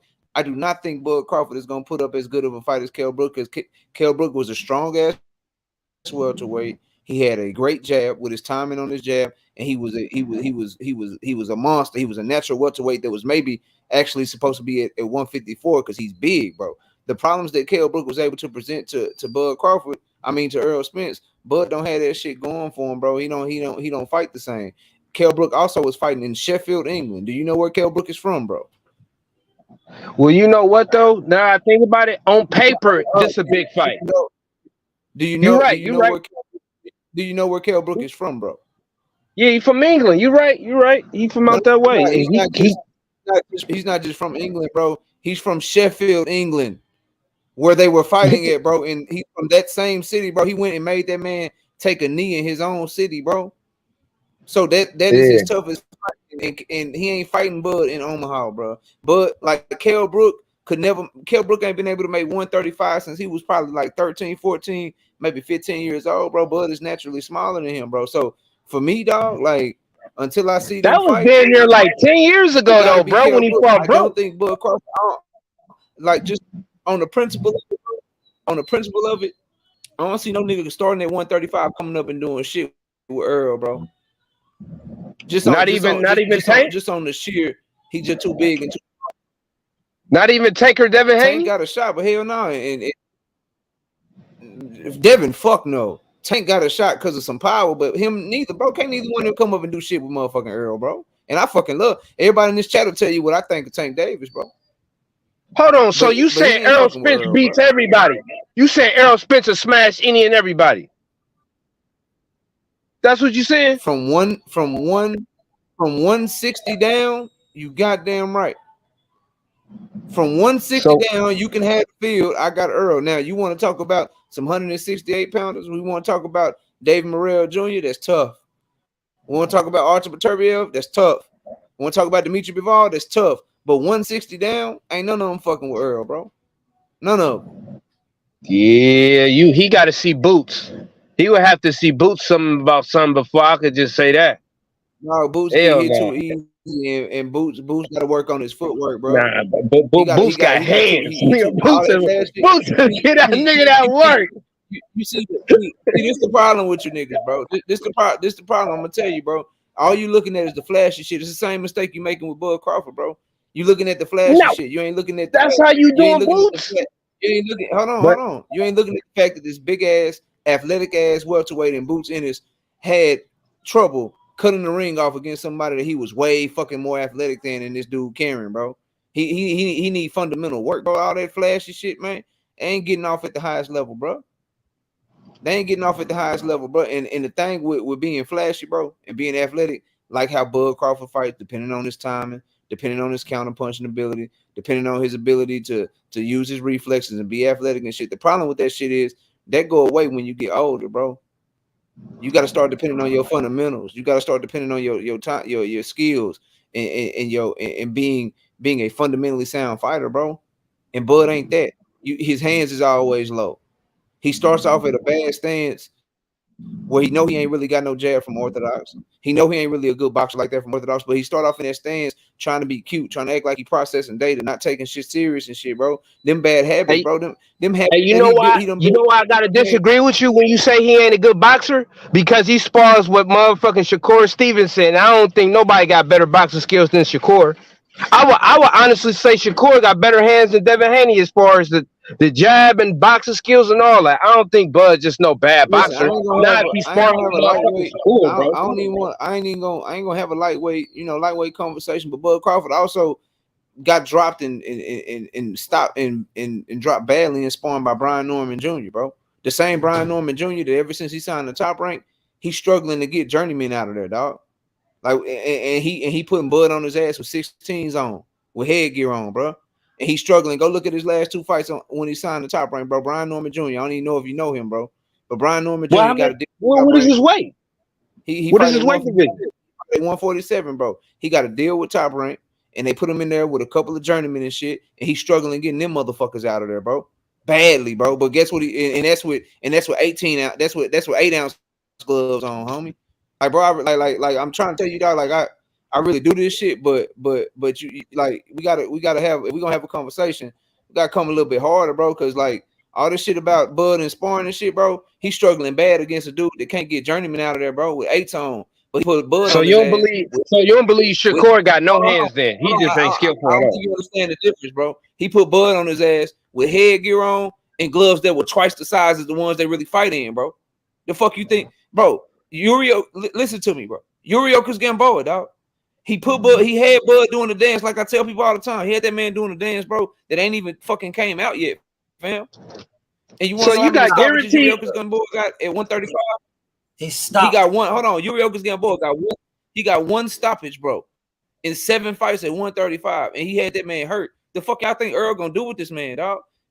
I do not understand, bro. This notion that Bud Crawford is just gonna all of a sudden, like, I don't see what y'all see, bro. And I could be wrong, but I'm giving you all facts and why my opinion is my opinion, bro. Yeah, I feel you. You gotta if you gonna come up here, bro, you gotta stop it. He did not. You gotta explain. You gotta explain some shit to me. You gotta explain to me how a nigga who is struggling, bro. I'm talking about motherfuckers with everything he got at 147 pounds in Brian Norman Jr., bro. He's struggling bad to get motherfuckers out of there with Top Rank. And they literally signed him to try to make him look good and put him in there with people that he supposed to knock out, bro. He's struggling with 8s on, no headgear to get niggas out of there. But guess what? But he putting Bud on his ass, though. How long ago was this? Listen, dog, like, I gotta clear it up again. He didn't put him on his ass. He stopped him. They stopped it. Stopped him? Oh, my bad. That was the sparring. And Brian is my nigga. They stopped it. That was the end of it. So people keep saying he knocked him down. They stopped it. There you go, right there. So I was giving Bud a little too much credit. My bad. But what I'm saying to you, bro, and I'm calling you M because I don't see your name on the screen. What I'm saying to you, bro, is the man too small, he too little, bro, and his fundamentals is too fucked up to do anything with Earl, bro. Like if you mean too small as in if he gonna too small to take a punch? Say what? You mean too small to take a punch or too small just to be in the ring with him? Too small to be in the ring with him and take a punch. Both. I don't know. If he can handle Sean Porter pretty rough, you think? I mean, he rough, bro, but again, like I get it, bro, and you know, some people love a fighter, some people love boxing, but you gotta understand with Sean Porter, bro, you talking about a 5'7" dude with no jab, no power. He uses his footwork to get in. A dude who said he didn't train as hard for the fight. He said that shit, said he was already thinking about retirement, bro. A dude who Earl had already softened up, bro. Like, you know, he softened him up. He softened tough ass fight, bro. Don't say he softened him up. He went to war with Earl, bro. You say what? I saw his fights. He went to war with Kell Brook, Ugas. Hold on a second. All Sean Porter fights and he fought Bud, and he fought Bud. Did you see his fight? And retired immediately after, bro. Did you see the fight right after he fought Errol Spence against Formella? Did you see that fight? Look like trash, bro. But you just said you saw his fights. Yeah, no, I'm talking about his main ones. Okay, the main one. The fight that he fought directly after Errol Spence was Formella. Oh, sorry. Trash. But if you go back and watch my fight card, what I said was that if I'm Terrence Crawford, I am fighting this man right now. That's what I said. Go watch the video. It's still up. All right, look. Let me ask y'all this one more question. Who is the best besides Errol Spence in the welterweight division that he should fight? Do y'all think? He's fighting him. So you think it's Crawford? It's Crawford, Virgil, Boots. Now, based off of Crawford's last performance, I think he got a tough time with them two young dudes. You know what I mean? But I consider if you giving me my, you know what I'm saying, What my about opinion, Thurman? Earl Crawford and Thurman done. He washed to me. But I think he a With one tough fight for loss? Bud. I mean, He he done with inactive, one bro. loss You to know, Pacquiao? Thurman got like 4 fights in 7 years or some shit, bro. Yeah, He that's just business. he hit Mario Barrios with his feet, his knees, his elbows, his motherfucking fist, and he couldn't get that motherfucker out of there. But a nigga that started his career at 126 pounds beat Mario Barrios to a pulp. And Tank Davis, bro, like, nah, he ain't. We can't put that on Keith, bro. But let me go back to your Sean Porter point, because I don't want to gloss over. Understand, bro? Like, so you talking about Sean Porter? Yeah, that was like Bud did what he's supposed to do or whatever. But you gotta understand, Sean Porter at the time that shit happened, bro. Bomax felt like Bud Crawford was losing the fight. That's one thing. You know what I'm saying? The second thing is Sean Porter was able to find his way in on Bud. He was able to have success, and he ain't got no jab. He ain't got no jab to work his way in. He was just coming in off athleticism. When you talking about Earl Spence, you talking about a dude that's coming in behind the educated jab, not only but pinning your lead hand against you. But Hold on, let me stop you right there. Sean Porter was winning the fight against Errol Spence until Errol Spence dropped him. Just like Sean Porter was winning his fight against Crawford. And winning. That's not true. That's not true. Surgery. What's not true? That's not true, bro. He was not winning the fight against Earl, bro. If you take away the knockdown, he wasn't up on the scorecard? No, he was not, bro. The scorecards is up there. If you take away the knockdown, he still won the fight, bro. That'll work. I don't know. I got to see that again. I thought that was a close fight, bro. You thought it was a close fight? I thought that was a close fight, bro. Show to Sean Porter, bro. I don't know what you talking about, bro. Go back and watch. Go back and watch Paul and Malignaggi. No, I didn't see, bro. You moving somewhere else on me, bro. You moving somewhere. I didn't say it wasn't a close fight. Let's remember what you said, bro. You said Porter was winning until except for the knockdown, and I told you that it's not true. Until the knockdown. Without the knockdown, Earl Spence still would have won that fight if you go look at the scorecard. I didn't say it wasn't close, bro. So you think he smoked him? Because I don't think it said on the scorecards he smoked him. It was, bro. It was a close fight. You said that. I didn't say it wasn't a close fight, bro. You said if it wasn't for the knockdown, he was losing to Porter. I said no, that's not true, bro. Because without the knockdown, if you look at the final judges' scores, if you take away the knockdown, Earl still wins the fight. Yes, that's what I said, bro.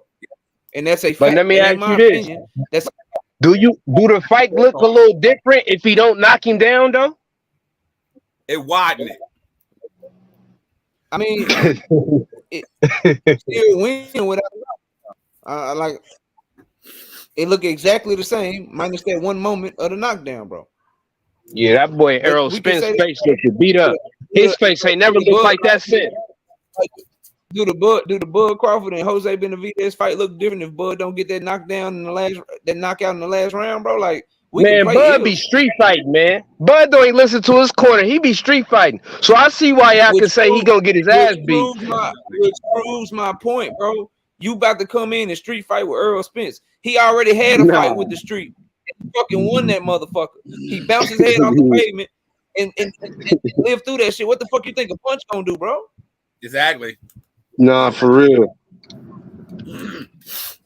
Like on some, we gotta see, man. Real, like he bounced his head off the motherfucking pavement, bro, and came back and brought himself back with no fucking physical therapist, bro, and made Danny Garcia the same Danny Garcia that went life and death with fucking Keith Thurman, the same Danny Garcia that went life and death with Sean Porter. This motherfucker bounced his head off the motherfucking pavement in a near fatal car accident, brought himself back to health with no physical therapy, and made Danny Garcia look like a fucking tune-up. But you think some dude coming up from 135 with no fundamentals that fights like a street fighter, like you said out your own mouth, about to come up and do anything with him, bro? Hey, bro, you really crediting Danny Garcia, bro? We really gonna do this? Danny Garcia? What's wrong with Danny Garcia? Huh? What's wrong with Danny Garcia? What has he accomplished at 147? He became champion. Didn't he get a fight with Keith Thurman and Sean Porter, who all had belts? That's what he accomplished because he lost them. And what happened? He accomplished by getting them fights. That's what you call an accomplishment, by getting the fights. You have to get the fights. So hold up. This one, listen, bro. I know my brother KO hasn't. Yeah, been, I don't want to jump nobody. KO hasn't been. He needed to work. He hasn't been, at the table for a little bit. So I'm trying to let him eat. But it's all good. I'll put y'all on. I'll put y'all on. But I'm a chill. I'm gonna let KO eat. So if y'all think y'all can fuck with KO on a different level, I mean, he's not on his page. He's in the yard. I'm letting him eat. I know I see y'all in the comments talking. I see Abigail talking. You not fuck with me. I'm telling you that. But there's KO right there. You damn sure can't fuck with me at all. I'm just saying, hey, there's KO. So I'm chilling. I'm gonna let KO do what KO does. So if you think you can rock with him or anybody else, he's right there. So don't worry about talking to me. You're going, I'll take the platforms. That's fine. Don't take him. Talk to KO. Talk to him. He's right there. The link is right there. Go for it.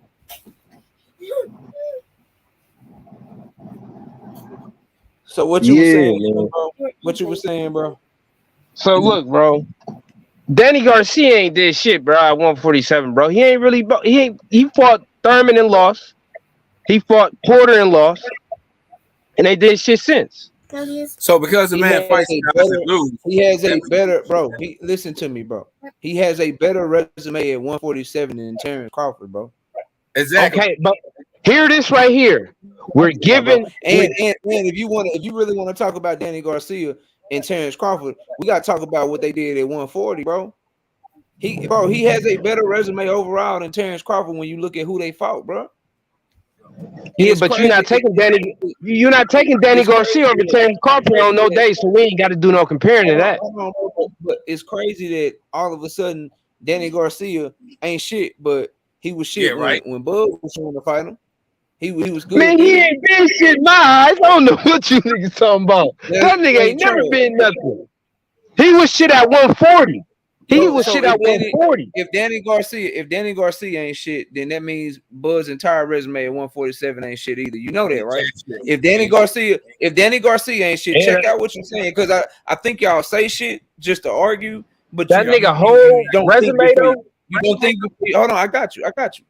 You say shit just to argue, and you don't think before you talk. So I need you to understand: if Danny Garcia ain't shit, then that means that Amir Khan isn't shit, because Amir Khan already got knocked out by Danny Garcia before Bud Crawford fought him. So let's take Amir Khan off. If Danny Garcia ain't shit, I need you to understand that Jose Benavidez Jr., he not shit either, because Danny Garcia was a 2-division champion and at least a champion at 147. Jose Benavidez never been a champion in his life, so let's take him off there too. I want you to understand that if Danny Garcia ain't shit, then Jeff Horn ain't shit, because Jeff Horn, although he was a champion when Bud Crawford fought him, he didn't do shit after that. He's only a 1-division champion and been going down, getting knocked out by prospects since then, where Danny Garcia is a 2-division champion and he was a champion at welterweight just like Jeff Horn was. So if Danny Garcia ain't shit, we got to take Jeff Horn off too. So also remember that if Danny Garcia ain't shit, you got to also say at the same time that motherfucking Mean Machine ain't shit, because again, Danny Garcia, 2-division former unified champion at 140 and champion at 147. Mean Machine never been fucking champion in his life. So let's take Mean Machine off of Bud Crawford's resume. Remember, if Danny Garcia ain't shit, you got to also say that David Avenesian ain't shit, because Danny Garcia, I'm going to keep telling you, unified former 140-pound champion and also champion at welterweight, while David Avenesian, we automatically got to take him off because he's a motherfucker that got knocked out by somebody that Bud already knocked out. You know, Mean Machine knocked out David Avenesian before Bud ever fought him. So I get what you're saying, right? I get what you're saying, right? But this is what you call hold on though. Hold on though. This is what you call a scatter argument, right? Because we're talking about Errol Spence resume and you jump off to other motherfuckers. We're just talking about who Errol Spence resume, who he beat. We're not talking about another man. We're not doing that, bro. You told me Danny Garcia wasn't shit. And so I and I could have named you other boxers that ain't shit that he fought. It's not just Danny Garcia. It's a list of motherfuckers that Errol Spence fought that ain't nothing. Wow. What are you talking about? Okay, so hold on, because we gotta stay where we. Man, he under Al Heyman. I know the Al Heyman business, bro. What are you talking about? What? Bro, No, you brought out the argument. I said I brought up Danny Garcia in case you forgot. You said Danny Garcia ain't shit. And I said, okay, well, let's use your logic. If Danny Garcia is not shit, then I explained to you how he's more accomplished and he's better than damn near every welterweight that Bud Crawford ever fought. That was all just to rebuttal what you said, bro. I'm only bringing up the shit that you come with, and I'm gonna kill it all. So if you want to talk about some more people, you going down Bud list, I could go down Errol list too. Errol got his but Errol got his sorry ass resume too, just as bad, bro. They're no different. It's tit for tat. It's no different. I could say the same thing about Errol. Talk to me about his sorry ass resume, bro. Who what's another sorry ass fighter, bro? Hey, bro. Ugas. Who Ugas beat in the welterweight division? And don't say Pacquiao. Don't say no old ass 50-year-old Pacquiao either. Please. He beat Manny Pacquiao. I'm asking. Oh, you gonna bring up Manny Pacquiao anyway? No. Here's the thing that you guys be missing, bro. Your own fighter that you up here trying to argue with me for. He disagrees with his entire. I'm arguing that it's not gonna be a sorry fight. I'm not arguing for no man. I'm arguing it ain't gonna be no sorry ass fight. I think it's gonna be one of the best fights in the past 20 years. You said Ugas wasn't shit, bro. No, I got you. But you told me that Ugas wasn't shit. And what I'm telling you is, you know that Bomac said that the man was a beast, right? You know that Bud Crawford said that he wanted to fight. Hey, you good? Hey, you good, bro? You know that Bomac said that he wanted to fight Ugas instead of Sean Porter because he thought that Ugas won that fight, bro. You know that, right? So when you get up here saying that he ain't shit, I need you to understand that the fighter you arguing for and his trainer disagree with you. The fighter that you arguing for thinks that the best win on his own resume, which is Sean Porter, lost to Eudenis Ugas for real. And he wanted to fight Ugas instead of Sean Porter for real. So if Ugas, again, we can do this again. If Ugas is not shit, then that means we have to go through Bud Crawford's entire resume at welterweight. And we have to acknowledge that they ain't shit. Bro, if you try to tear down Errol Spence's resume, you can't do it without tearing down Bud's because his resume is way better than Bud Crawford's, bro. Move this shit to somewhere else. You're not going to win this shit, bro. Let's talk about something else. You know what? I will agree that his shit is better than Bud's, but they're both sorry, though. I will agree with that. They're both sorry. They both haven't fought anyone. I would say they both sorry. Errol's shit probably better, but they both haven't fought anybody, though. I would say that. Until now. Until the 29th. I would say that. So who Bud fought? He ain't fought nobody, neither is Errol. Right. So basically, how many got this argument going on? How many four division champions? How many four division champions has Terrence Crawford fought, bro? Hey, KO, you already roasting this dude. I'm gonna let him breathe. I'm gonna let him breathe for a second. CEO is right there. Hey, go ahead, CEO. KO's right there. Go ahead and talk to him. You on mute, homie. I'm waiting on him to answer, bro. Like, I know your mic work. How many? Oh shit, is my shit tripping? Nah, you good. A little bit. You good. I was waiting for CEO to say something, but CEO not. His mic is. Let me know if I'm good or not, bro. My shit be tripping sometime, bro. Nah, you good? Can y'all hear? Can you hear me, KO? I can hear him. I can't hear good though. I can't hear CEO. Hello. There you go. Go ahead. There you go. Yeah. How you doing, BF? I'm chilling, homie. You good? Yeah, I'm good. Yeah, this is. I think the second time calling from Germany. You remember? Oh yeah. I remember you. Yeah, you remember? Yeah, I remember. Hi, like how's everybody in the studio though? Man, so chilling, man. It's a good thing you came, bro, because my brother was killing Maurice badly. He needed to time out. So it's a good thing you came into the building, to give him a intermission. But I'm gonna step back out here in a second, because there's other people clicking the link and jumping on. Flossie's clicking the link. There's some people I guess they want smoke with KO. I'm guessing. So hold on. What's the whole argument about right now? Hey man, for me, I believe this fight is not going to be what everybody believes. Man, I'm smoking anybody that got anything to say about Spence Crawford. Talking about Spence Crawford? Yes. About his resume. Resumes. Yes, and I'm here. I'm here on my brother. I'm here on my brother BFTB channel, and I'm here to cook anybody that got anything to say about Crawford. I got Spence. What's really? Up? So you got Spence. Okay. You got Spence, right?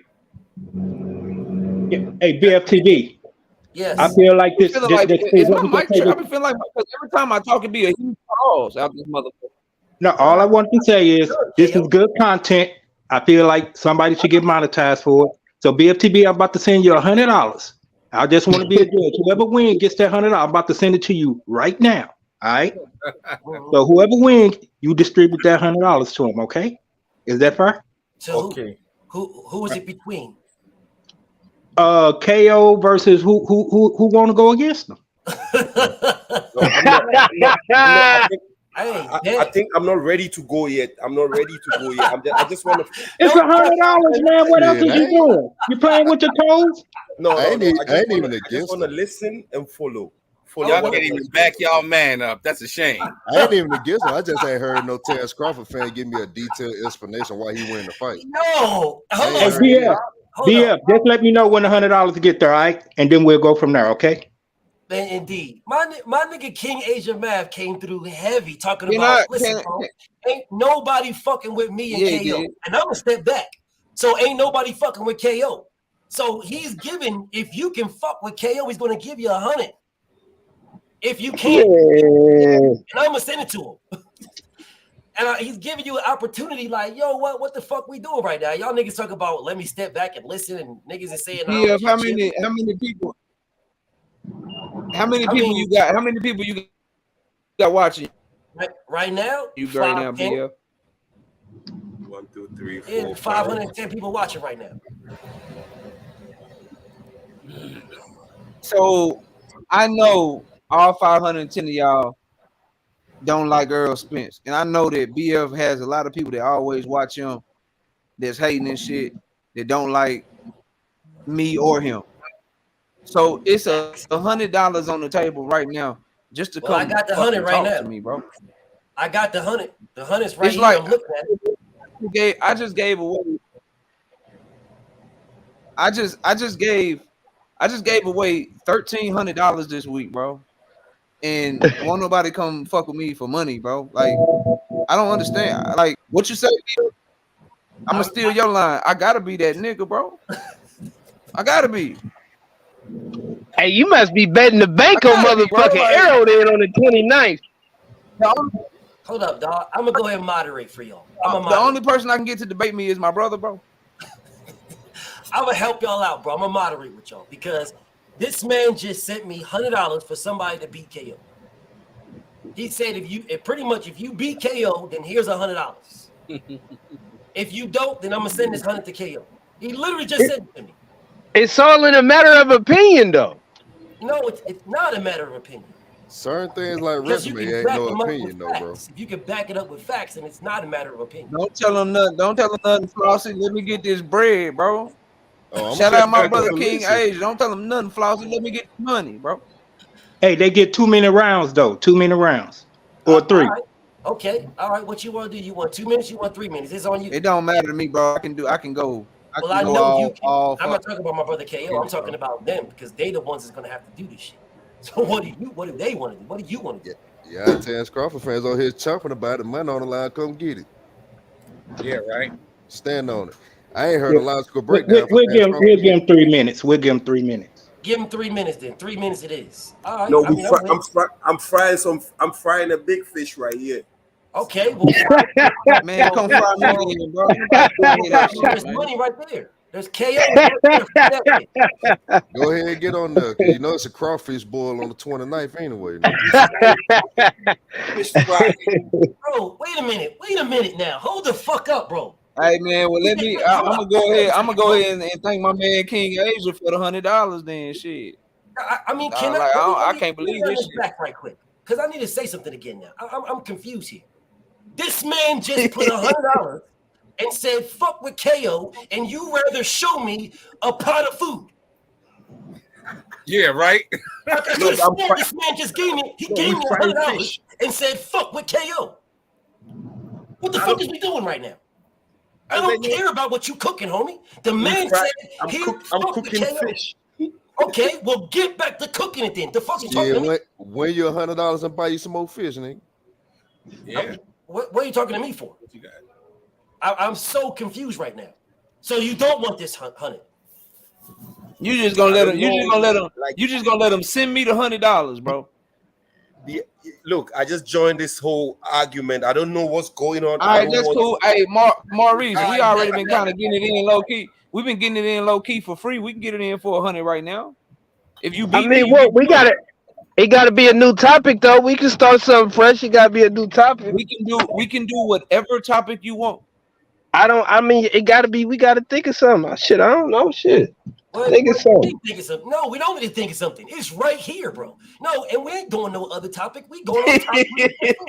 we already argued about the resumes. I mean, what you know what I mean?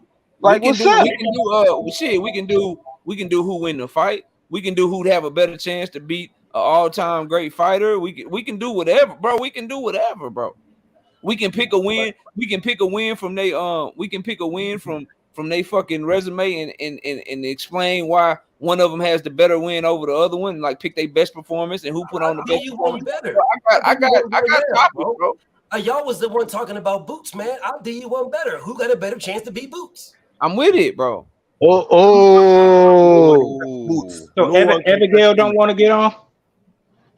I don't know what they're trying to do. They sound real good, but for some strange reason, money on the line. They talk about all this bet on Bud shit. There's money right here. The bet ain't nobody want it, and it's not even your own money, bro. It doesn't matter. It could be yours if you win it. I don't believe none of these niggas. These niggas talking about Bud gonna do this and Bud. I don't believe none of these niggas. They literally can bet $100. Bro, you ain't got shit. Nigga, I ain't coaxing none of you niggas, bro. I'm not coaxing you into doing shit. If y'all don't want it, I'll send it to KO. I don't give a fuck. I'm not coaxing y'all to do nothing. Hey, Kano, I couldn't find nobody. I'm still looking, Kano. I ain't forgot about you. Shout out Kano, bro. Hold up, bro. Let me go ahead and bring. I know Gary wants to talk to y'all. I'll bring Gary on. I'm listening, Gary. Go ahead. Go ahead, Gary.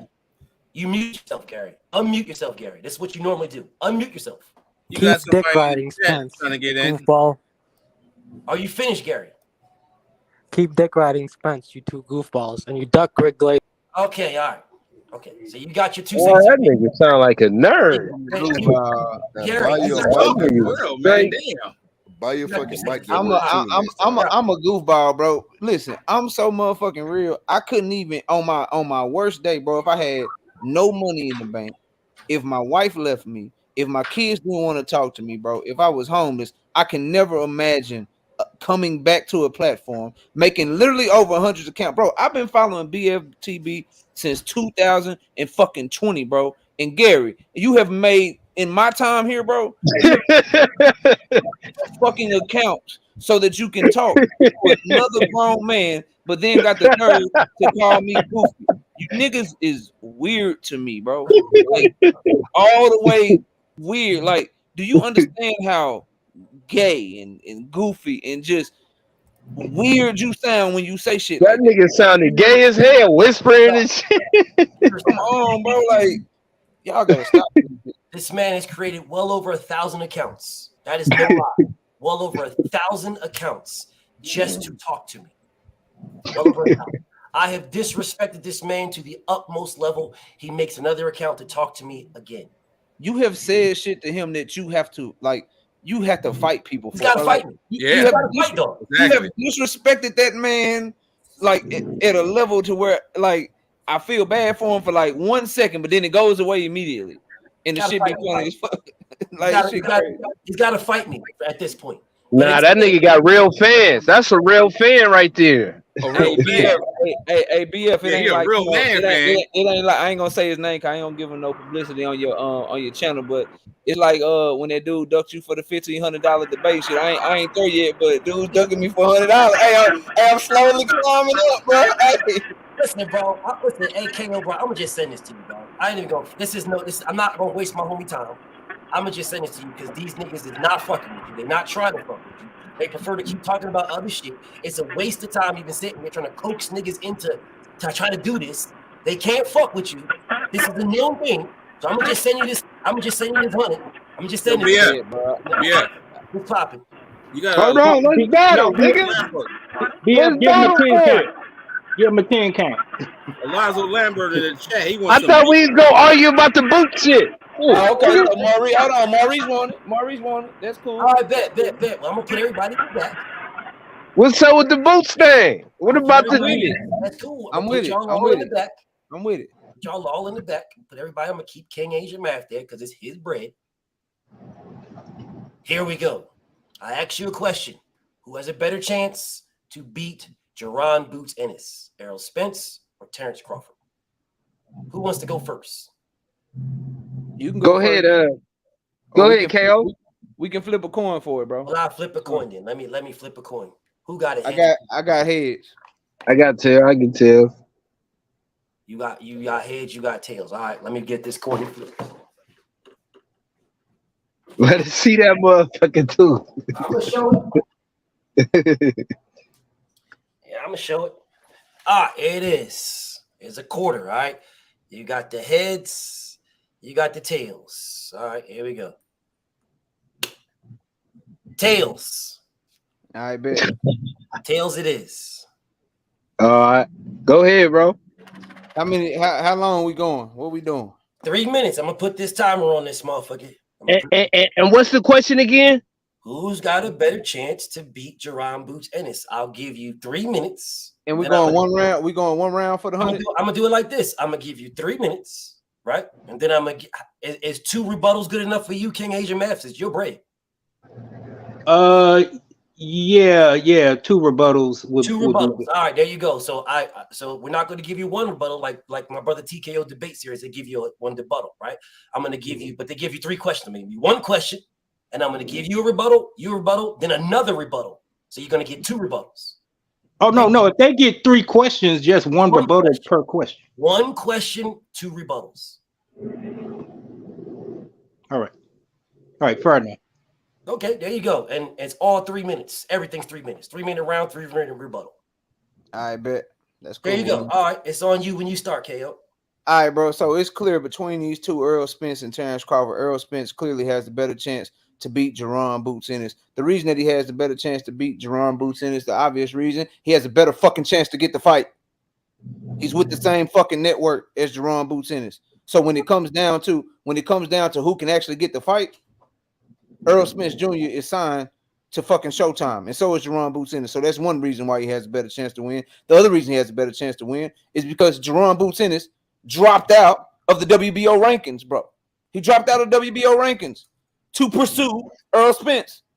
He want to fight Earl Moore, bro. So he is the IBF mandatory at the time. Last I checked, Bud Crawford is the fucking WBO champion. Errol Spence is the IBF champion. So how can you, and Boots openly and blatantly decided to go the way of Errol Spence over Terrence Crawford. So Errol Spence has a better chance to beat him based off those 2 reasons, because he clearly has a better chance to get the fight between the 2. So that's point 1, a better chance to get the fight. Signed to the same fucking network, Showtime, easier fight to make. They both signed for multiple fights. Bud Crawford is over there on the deal only for Earl. Point 2, Earl's mandatory over Bud Crawford's mandatory. So that's just getting the fight. You got to have a chance to get the fight to have a chance to beat him. Now, in the actual ring, Errol Spence Jr. is far more responsible and fundamental than Terrence Bud Crawford. Boots is a flashy fighter.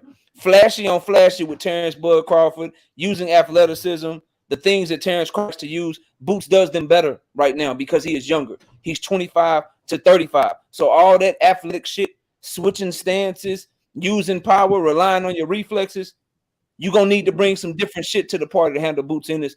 Enter Errol Spence, that different shit. Who's going to throw crisper shots because his fundamentals is better? Who's going to have a better jab and stick his jab in his face because his jab is better? He has mastered the fundamentals of boxing the same way when you look at an athletic ass Roy Jones Jr., but the fundamentals of Antonio Tarver, when someone tried to match Roy athlete for athlete, Roy beat their ass. It took fundamentals to take him out when he was close to his prime.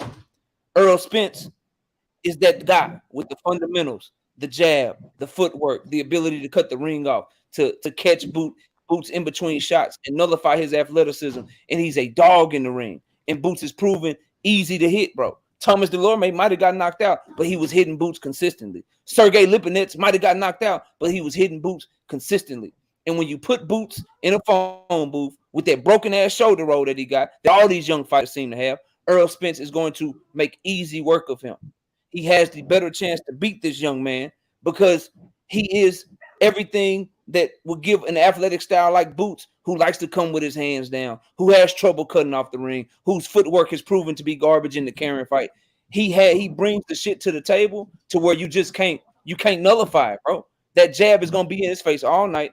All that switching shit not gonna work. And Earl Spence's fundamentals, being defensively responsible, not fighting with his hands down, his ability to fight inside, are all things that give Boots trouble. Whereas the things that Terrence Crawford is good at, Boots does him better because he's just more explosive than him right now. So it's clearly Earl Spence has the better chance to beat him because he got the better chance to get the fight. He got the better fundamentals. He's the better inside fighter, and he's more durable than Terrence Bud Crawford. Boots is a powerful puncher.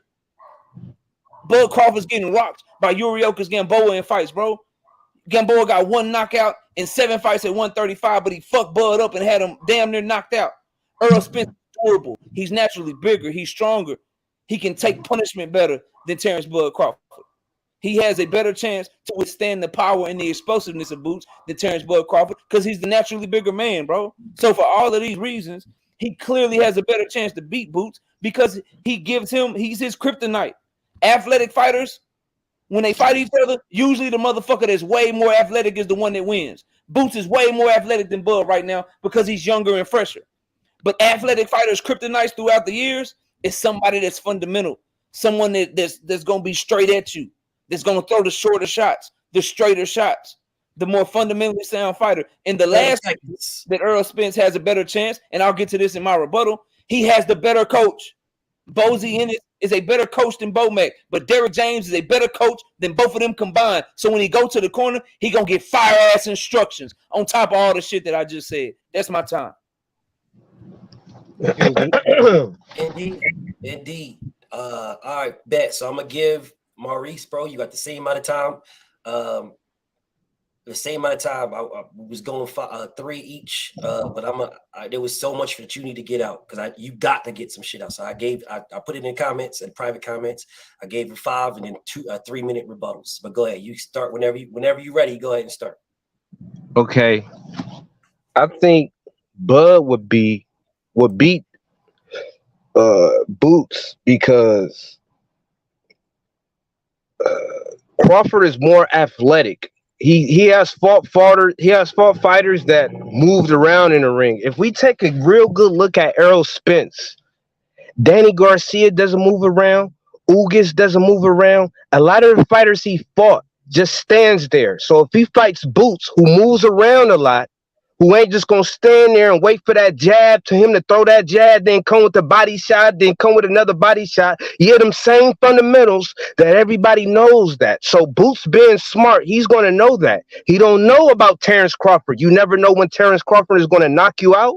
You never know when Terrence Crawford is gonna catch you. You know what I mean? He's a mystery versus Errol Spence. You know he finna come with that same jab. That same jab. So all you gotta do is just prepare for that. Then you're gonna come with the body shots. Prepare for that. You can prepare for Errol Spence. You can't prepare for a Terrence Bud Crawford. Even though I love them both, but you can't prepare for a Terrence Bud Crawford. All you can say is, I'm gonna whoop his ass because he does this and he does that. But where are you going to prepare for as far as offensive wise? You know what I mean? You can prepare for Errol. Errol doesn't fight backwards. So if you rush Errol, he's going to either hold you or he's going to either you know what I mean? Do whatever he do. But he doesn't fight going backwards. He doesn't. He only fight going forward. That's why everybody say he a pressure fighter. No, he only can fight one way. He can't fight going backwards. If you ever see him, he don't look right doing it. You know what I mean? And he's going to need to have all that footwork with Boots because Boots is going to come like a joystick. He going to come from the side, left, right, all that. Ugas ain't come from the side, left, and right. You know what I mean? Danny Garcia ain't come from the side, left, or right. Terrence Crawford gonna come from the side of left or right. Boots will come from the side of left or right. He ain't really fought no nigga that'll move like a Boots will move. Errol Spence hasn't. He hasn't fought anybody like that. You know what I mean? Just like Every Al Heyman stable hasn't really fought no black real nigga fighters like that, including Errol motherfucking Spence. He hasn't. He has been fighting all money fights up until now. You know what I mean? But even if he fight Boots, which he really wouldn't, because Boots came to his motherfucking, he came to Boots' fight, and Boots called him out like, yeah, I want that. You know what I mean? I want that. But anyway, let me get back to my motherfucking 3-minute cooking or 5-minute cooking about this motherfucking fight. Anyway, the athleticism of Boots is so raw.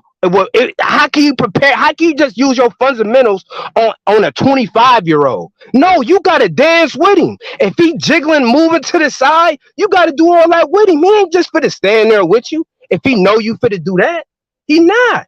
And then his dad, Bozy Boot, his dad, come on, man, his dad is going to prepare for Errol Spence. They watching Errol Spence right now. What are you talking about? Man, they ready for him at 154, 160 probably. And then when they move up, come on, man. Like, no, you can't prepare. That's my main point right now. I know I'm all over the place, but that's my main point right there. You can prepare for Errol Spence, jab, and his body shots. You can't prepare for Terrence Crawford, and when he hits you with that motherfucking shot. Sean Porter said on the podcast that Errol Spence shit is like a paddle, but Terrence Crawford shit is like a whiplash, like a belt. So basically, they both hurt. You know what I mean? So put respect on both powers. You know what I mean? But you don't know when this shit gonna come. You just don't know when Terrence Crawford shit gonna come. You just don't. He's not the best boxer, no. He'll fuck around and be losing the fight, but still catch your stupid ass with one, a wild dumb ass one. You feel me? So that's my point right there, man. That's my point. I mean, you still got a minute, but I still got it one more. I still got one more minute. You got now your time is you got 45 seconds now. Okay. So yeah, that was my main thing. Errol Spence hasn't fought nobody like Boots, and Terrence Crawford. I ain't gonna say he fought people like Boots, but he fought people that moved around. He fought little motherfuckers, big motherfuckers. He didn't fight motherfuckers that moved around in the ring. Errol Spence hasn't. And I rest my case on that. That's why I think Terrence Crawford would beat Boots versus a fundamental, I know what the fuck you finna do every fight, Errol Spence. You know what I mean? Okay, bet. Okay, KO, you got 3-minute rebuttal. Did you just get up here and make this bullshit ass argument with me, bro? With me. You said with me. Don't talk with I ain't talk while you were talking. You said 10 more seconds and I quote, he ain't fought no real black niggas. That's what you said, bro. And you can't win debates lying. Last I checked, Sean Porter, who you tried to quote, is a real black nigga. So tear that point down. Let's keep this shit going, bro. You also said that Bud Crawford is athletic and Boots be moving and shit. And Bud gonna be able to move with him and do all this shit. In your rebuttal, name the last fight you seen Bud using lateral movement. And when you go way back to his time at 140, just remember, that's why I'm taking home this motherfucking money, because the nigga ain't moved like that in fucking 5 or 6 years, bro. You bugging the fuck out, bro, coming up here with this bullshit. But let's keep going. Bud is hard to prepare for, is what you also told me. Then how come I can guarantee you that if you go watch film on this man, every single fight at welterweight, round 1, orthodox. Round 2, southpaw. Except for one fight, the David Avanesian fight. I don't know if you caught the beginning of the show, but I ain't too proud to admit that I watch my brother BF every time he go live. And at the beginning of the show, when I was watching his fight with Avanesian, he switched even earlier than that. So we know he gonna come orthodox. We know he gonna switch southpaw in between round 1 and round 2. We know that he's a slow starter and he's gonna try to bait you in, see what you got, and then try to turn up round 4 and round 6. Now, if I know that, how is he difficult to prepare for? Because I'm pretty sure Derek James, my boxing mind straight, but I'm sure his boxing mind is better than mine. So if he's difficult to prepare for, how come I just was able to say what he does to a fucking T? And if you want me to go, his best punch is that little swivel jab shit that he throw. But back to since I done rebutted your whole argument, back to my points about Earl real quick since I got a minute. Earl will win the fight because for all that athleticism Boots got, he don't stick to his fundamentals. And when you rely on your athleticism, you leave yourself open because your athleticism wanes as the fight goes on. Earl's going to work that body.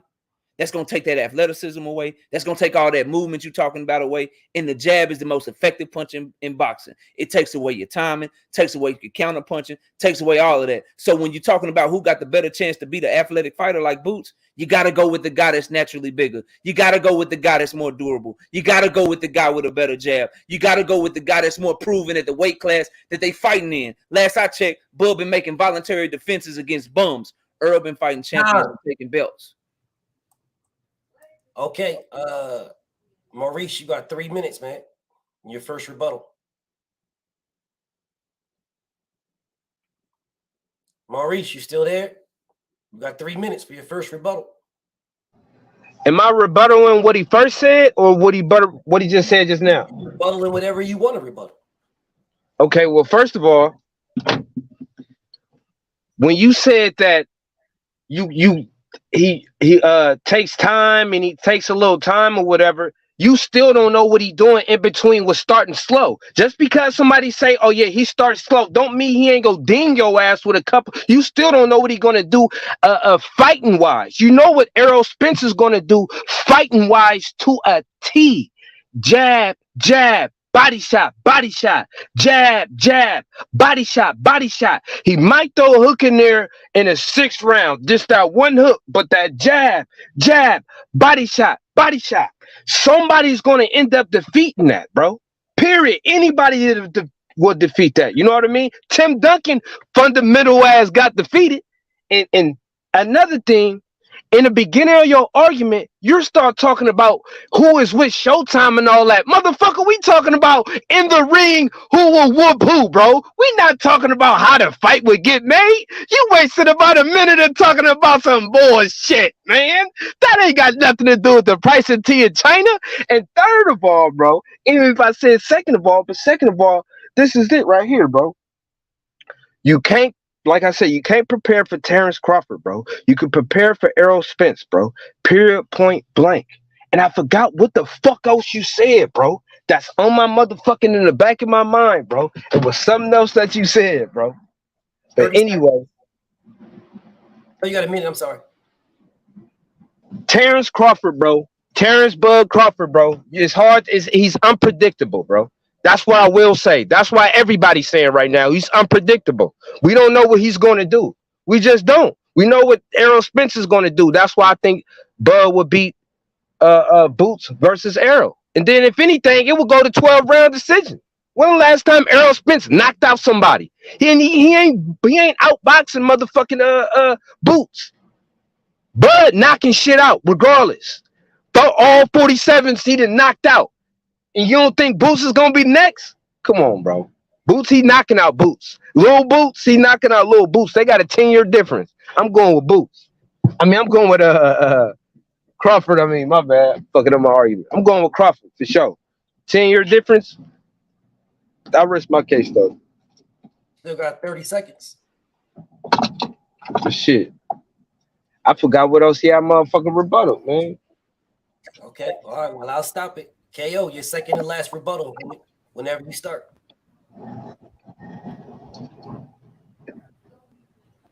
Okay. I forgot what else was good.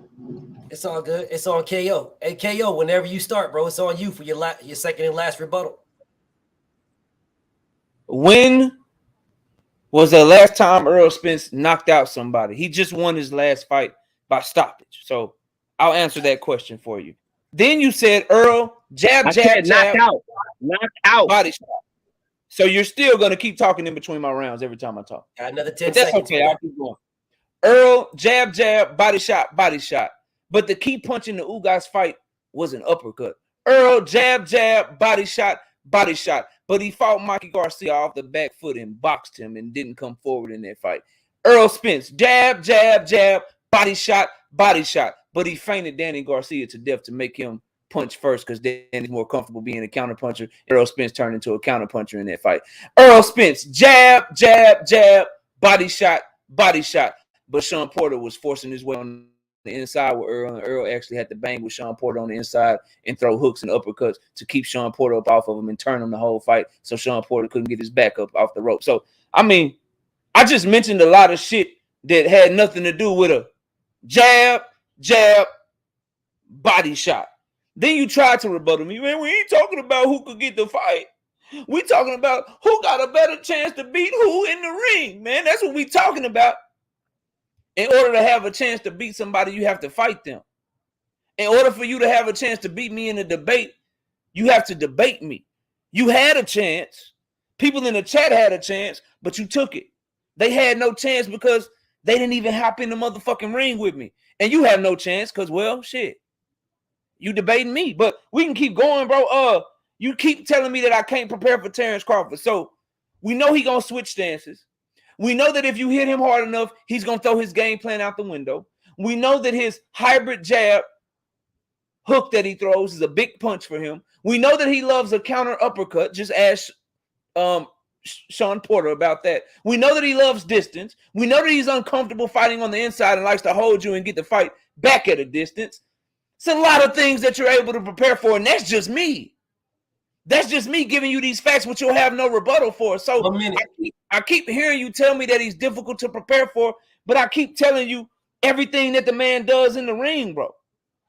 So I don't understand, bro. I appreciate all the people putting into the pot. I want to thank y'all. I'm going to take the wife out because I'm going to use this last 1 minute because I done already killed you. I'm going to take the wife out for a nice glass of wine, bro.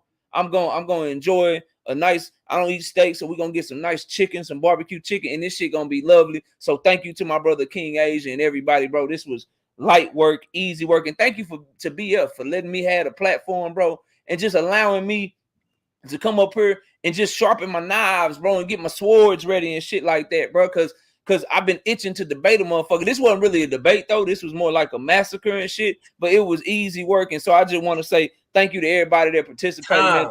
To you, Maurice, as well. I appreciate you. All right. Well, I mean, there it is. So, Maurice, here's your last rebuttal, man. Errol Spence said at his press conference that he wanted to sit down with Sean Porter and fight with him like that. He didn't have to. He wanted to do that. He chose to do that. And before he start uppercutting Ugas with all these uppercuts, he had to slow him down with the jab, body shot. Jab, body shot. He had to slow him down with that.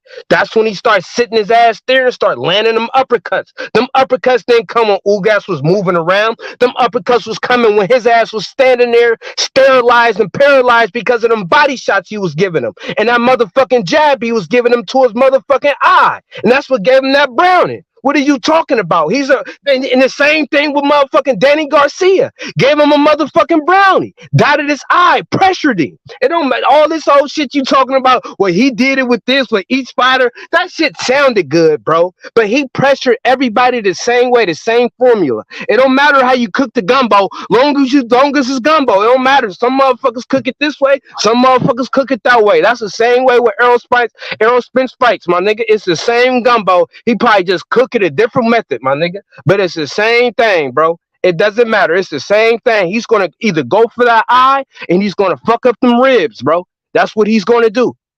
Period, point blank, bro. You know what I mean? And as far as Terrence Crawford go, he fucks up your body, he fucks up your face, he'll just knock you out, bro. He'll just knock you out. But that's how I rest my case on that, man. For sure. You got another minute and a half, homie, but all right. Okay, well, tell me who won. I want to know. Man. Tell me who won. For sure. Can I say something right quick? Homie King Asia put the bread up. You know what I'm saying? So I'm gonna let my homie King Asia cook on it, and I'll tell you what I think. But before I tell you what I think, I'm gonna tell y'all this, bro. One thing that I'm not is a liar. That's one thing I'm not. So if you won, you won. You know what I'm saying? That I will tell you. So my nigga King Asia, man, if you go ahead and cook on it, because it's your bread, and then I'll tell y'all my piece. Yeah, this will be real quick. First, salute to both of the contestants, Maurice, KO. Good performance. I'm not going to give an assessment to who won or lost at the risk of being biased. But what I will do is critique just real quick. Maurice, you first. You left a lot of meat on the bones. I know I did. Yeah. And like KO said, in order to get the job, you got to fill out the application. You were supposed to go everywhere. You're supposed to hit on every point.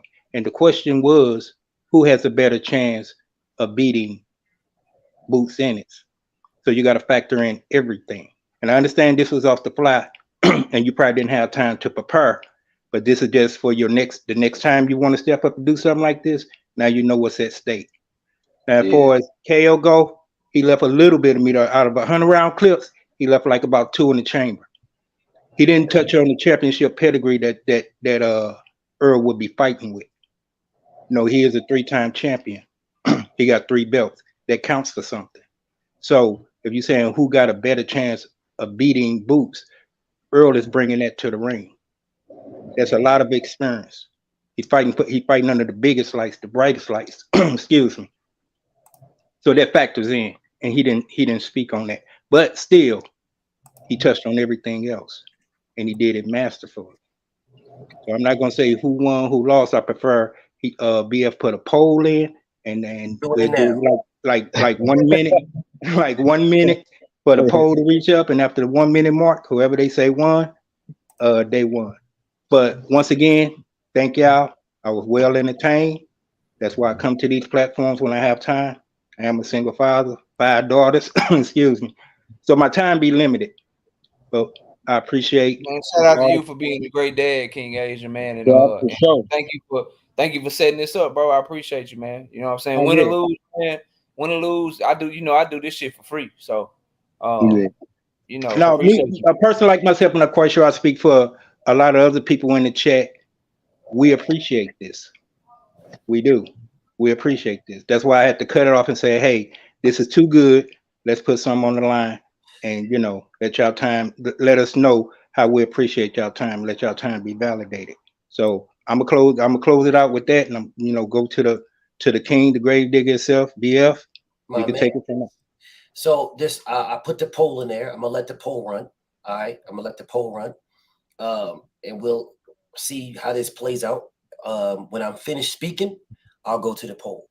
All right, for me, I know what KO does. You know what I'm saying? So when I critique KO, I critique him harder than anybody else does because I know what this man does, bro. Like I don't give a damn about all his good shit because I know what he does good. I'm looking at the shit that he does that he didn't do. You know what I'm saying? That's strictly because he's been out the ring for a minute. So I didn't like the fact that he didn't talk about the experience. You know what I'm saying? I didn't like that. And I think it would have put Maurice in a very bad position to talk about that experience. I didn't like that. What I all the shit that he said, I would have said too. You know what I'm saying? So this is not nothing new. This was I didn't like that KO didn't talk about we're talking about the thing when it comes to who would win, right? Between if Errol was to fight him or if Bud would to fight him, right? I didn't like that KO didn't talk about, he didn't rebut what Maurice said, where Maurice was like, he went to Boots fight, blah, blah. Okay, well, what fight did Bud go to Boots fight? When did Bud go to any Boots fight? Errol was there. That should let you know right there that, okay, if a fight's going to happen, and it's going to happen with the nigga that showed up at your fight. You know what I'm saying? And again, I already know he's going to be sharper forever for the rest of this, but I like the point that Maurice put out when Maurice was like, how you can be prepared, right? You can be prepared for Errol Spence, right? Because he does the same thing. But where you got murdered is when KO came back and was saying, yeah, he does the same thing. And then he broke it down. The same thing with this. Danny Garcia, same thing with this. Ugas. And I was expecting KO to say, yeah, he does the same thing. But if he does the same thing and anybody can prepare for him, how the fuck come he ain't lose yet? You know what I'm saying? If he does the same thing and anybody can prepare for him, don't you think that Ugas would have had the best chance to beat him if he saw him with Danny Garcia and saw him with all these other guys, Mikey Garcia? If he does, right. I was expecting KO to do that, but he didn't do that. I like where you went, where you talk about, EJ hasn't fought no killers, black killers, but then you killed yourself because he came out right back with Sean Porter. But I like where you was going with that. I like where you brought up the fact that Boots could fight him from different angles, but again, you know, he killed you when he came back. When we were talking about Sean Porter, Sean Porter was giving him different. You were giving some really good points, man. I'm not going to sit here and lie. He was giving some really good points. I like the fact that you talked about the unpredictability of Bud, and I like that you talked about it. But you gotta, when you're fucking with that nigga right there or me, you gotta go deeper than just that line, right? Yeah. What'll end up happening to you, homie, is if you fuck with a nigga like that or me, what'll end up happening is if you leave that line right there and you don't box somebody into something, bro, we gonna kill you, dog. We gonna fucking murder you, bro. And you said what'd you say? Where the fuck is that at? Prepared. You can't prepare for boots, right? You should have went in more on what exactly you can prepare, the specific type of movements that he does, or the fact that he switches from lefty to righty without even thinking. He don't even be knowing it, and he even admitted that. Bozy admitted that too. They don't even be knowing if he switches. He just switches. You know what I'm saying? You didn't come with that, and where you left the table wide open for KO to go at you and say, "Why can't we prepare for boots? I mean, for Bud." He does the exact same thing. And when he gets hit, he's changing southpaw. And then he killed you with the beginning of this motherfucker, where I literally played this motherfucker dude, and I told y'all this is what he does. So you were fighting an uphill battle. You did good, but you left yourself, bro. It's protect yourself at all times, homie. You can't just fucking leave yourself open for haymakers, my dude. And you know, bro, you can't do that, bro. Not with that nigga. And you damn sure can't do it with me, because I'm gonna embarrass you. He's a nice. So I mean, you put up a good effort, homie. But this $145 for me, I got that KO. This $145. Now let me look at it right quick and see what the chat says. So the chat says, okay. Oh, the chat says 98%. I'm 96%. 3% for Mo. 96% for KO. Hey man, look, listen, man, I fuck with you because you took this nigga on off the jump, no motherfucking nothing, right? So I definitely fuck with that, because ain't nobody else doing that shit, nigga. No one's ever took me off the dome except BF. Yeah, not all. It don't work. It don't That's work. That's the only person that's ever when we lay down the gauntlet and I'm like, yeah, we can do the shit right now. No one's ever done that but him, bro. Yeah.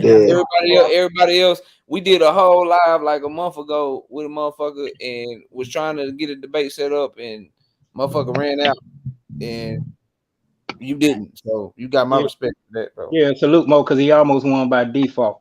And one last critique, Mo, you started off stumbling. You started off real slow. I did. I know I fucked up, man. I fucked up a lot, man. I fucked up. You know what though? It's all good. It's all good. I enjoyed the whole show though. Hey, I appreciate the feedback from both King Asian and BF. I only had 5 minutes, bro. I would have got to all that shit. And motherfucker said, time. All right, God damn, bro. I didn't even get to really go, but yeah. Well, you had 3 rebuttals to get it in. But KO, you did good. You did a masterful job. We're on the outside looking in. When I'm rebutting, I'm doing everything somebody say, but you're right, bro. And I think you knew after round 1 you had him, it was an uphill battle from there, and all you had to do was keep your foot on the gas. So those were topics you probably didn't even need to step on. It's just what, BF, I can't say I compare with him, but I do have over 40 years of experience watching the game. So yeah, I have a lot of experience myself. So that was just something I say, hey, neither one of them spoke on the championship pedigree that the fighters will bring into the ring fighting the I damn sure would have. Hey, shout out to yeah, I got the bread too, by the way. So thank you, everybody. Appreciate that. Indeed. Well, shit, I'm gonna get back to cooking, bro, unless somebody else want to challenge my nigga. But anyways, let me get back to. So I see my homie. I got a question. I'm listening. What's going on, BF? Peace and blessings, homie. I'm listening. Hey, what's going on? Hey, man, I want to first of all, I want to say this. I'm Team Spence all day. I want to say that off the top. But I got a question, man. Yes, sir. Go ahead. What do you think is going to be the end result? Do you think that when Spence get in there with Crawford, is he gonna break him? Knockout. That fight is not going the distance. It is not going the distance. It is not. Terrence Crawford, for what everybody says, Terrence Crawford is a stupid ass fighter. And I'm going to keep it a buck. I'm not going to sit here and beat around the bush. He's a dumb ass fighter. That man can do all of these things and chooses to do none of them. He's a fucking idiot. That's the reason why Jaron Boots Ennis will annihilate that man. And that's the reason why Errol Spence he's going to destroy that man, because he's a fucking idiot. Bro, if I have every fucking gun in my arsenal, every gun, and I'm going to war, and I look at the wall, I got tanks, rocket launchers, missiles, nukes, motherfucking grenades, but I reach over there and I grab this shooter because I fucking want to. Then I'm a dumbass. And that's why he's going to get fucking annihilated. Because I'm going to grab this, and my thing is, listen, I'm going to go to war with my nigga KO. We going to fucking war, and this nigga right here, he's got his AK. And he's coming at me with his AK. But what I'm going to do is, I'm BFTB. So let me grab my 6-shooter. Let me grab this motherfucker so I can spin this bitch a little bit because it looks good. Yeah, it look good. Let me put my hat on because I'm your Huckleberry. Let me spin this. Fuck his AK. I'm going to show you his AK don't mean shit to this 6-shooter. And I'm going to go out there and get my motherfucking ass tore out the frame. And that's what's going to happen to this nigga. Because he's a fucking idiot. And on top of that, he done backed himself into a motherfucking corner. So he's got to go out there like that. He's got to go out there with this motherfucking, shit. Listen, bro, I get it. Because you heard what the homie Marie said. All knockouts. That's what everybody says. All knockouts, all knockouts, all knockouts. He does this because that's what he wants to do. Because I'm this, because I'm that guy. So yeah, you got that in there. Your mentality is you are that guy. That's your mentality. You have no humility. Your mentality is I'm that guy, and this is what's going to happen because I'm that guy. So what's going to happen is I'm going out there. I'm going to go right to him, and I'm going to show y'all that how good I am. Fine. You're going to get stopped in the first 3 rounds. You go do that. You got one fighter in Errol Spence who has been consistent. He's been saying the exact same thing from the beginning. I'm going over to get these belts. When I get these, I'm going after whoever got that. All right. Hey, Errol, are you going to fight Terrence Crawford? Yeah, it's going to happen. I mean, it's going to happen. I truly believe it's going to happen. Hey, Errol, what about this? Errol, what about that? Errol, what about this? Never disrespect the man, never down the man, just consistently smooth and niggas shit on the man and hate on the man, but his mind is where his mind needs to be. It is the other guy's mind who is not where it needs to be. Oh, man, I don't know. This fight's never going to happen. 50-50 or no fight. Man, I'm past it. I'm beyond it because when I was calling for it, they didn't give it to me. Every fucking thing in the book, that's a mentality. That is a mentality. And and if you were playing mind games, Errol Spence wasn't listening to you. So you're playing mind games with your goddamn self. Yeah, you fucking up yourself. I don't give a fuck what anybody says, bro. You can have all the skills in the world, but if your mind ain't right, bro, motherfuckers gonna be sitting here wondering why the fuck why are you doing that, bro? Why are you doing that? You got all that, bro. Why are you this? You so talented, John Morant. Why are you doing this goof ass shit, bro? You so talented. Yeah, all of that because your fucking mind ain't right. This man's out here saying one day talking about I don't care about the money ain't nothing. And then after that, all he ever talked about since 2019 is the motherfucking money. That's it. So for 2.5, damn near 3 years, you didn't bring up money at all. It was just you want the fights. You called for Sean Porter. You called for Keith Thurman. You called for Errol Spence. You wanted unifications. And then you did everything to not get them. Everything. Regardless of what anybody says, he did everything. And then his fans came in here, dick riding this nigga, talking about he don't got to sign with PBC. Well, then what the fuck is you calling them niggas out for if you don't want to go over there and get the fucking fight? The fuck you calling them out for? You've got no one over here. This ain't a Devin Haney situation. Devin with the top rank because that's where the smoke was. That's where the belts that he said he wanted, that's where it was at. That's where he went there to get them. If you called out Tank Davis and then re-signed with top rank, I got an issue. This nigga been calling out, you calling out fucking, you want Errol Spence all this time. It's Errol Spence. I want the top guys. It's a mindset. His mindset is fucked up. So when you go into this fight thinking that you're going to do something so special, thinking that, well, I'm Terrence Crawford, Errol Spence going to lay down because I'm Terrence Crawford. You got all these goofy-ass fans on. That's Terrence Crawford, man. It's Terrence Crawford. So because it's Terrence Crawford, watch, let's just wait for the daddy to collect. Don't worry about the first 4 rounds. That's what he normally does. It's Terrence Crawford. Don't worry about the overhook, him getting jabbed the fuck up. That's Errol Spence. We know he's fundamental. He's going to jab him to death. Don't worry about that. Terrence Crawford, the Terrence Crawford Superman will kick in around round 5. That's what these goof ass niggas is thinking. Bro, listen, man, I don't have 40 years of watching boxing like the OG does. I don't have that. But I am a passionate, diehard boxing fan. That is all I do. That is it. I am a passionate, diehard boxing fan. Passionate. All right. I want the best to fight the best. And anything that stops that, I have a problem with. I don't give a fuck who it is. I have a problem with it. Don't care. Everybody in here knows it is Deontay Wilder, Errol Spence, Devin Haney. For me, those are my tops. Everybody knows this. If they came at me differently, I got a problem. I got a problem. But they don't put me in that situation.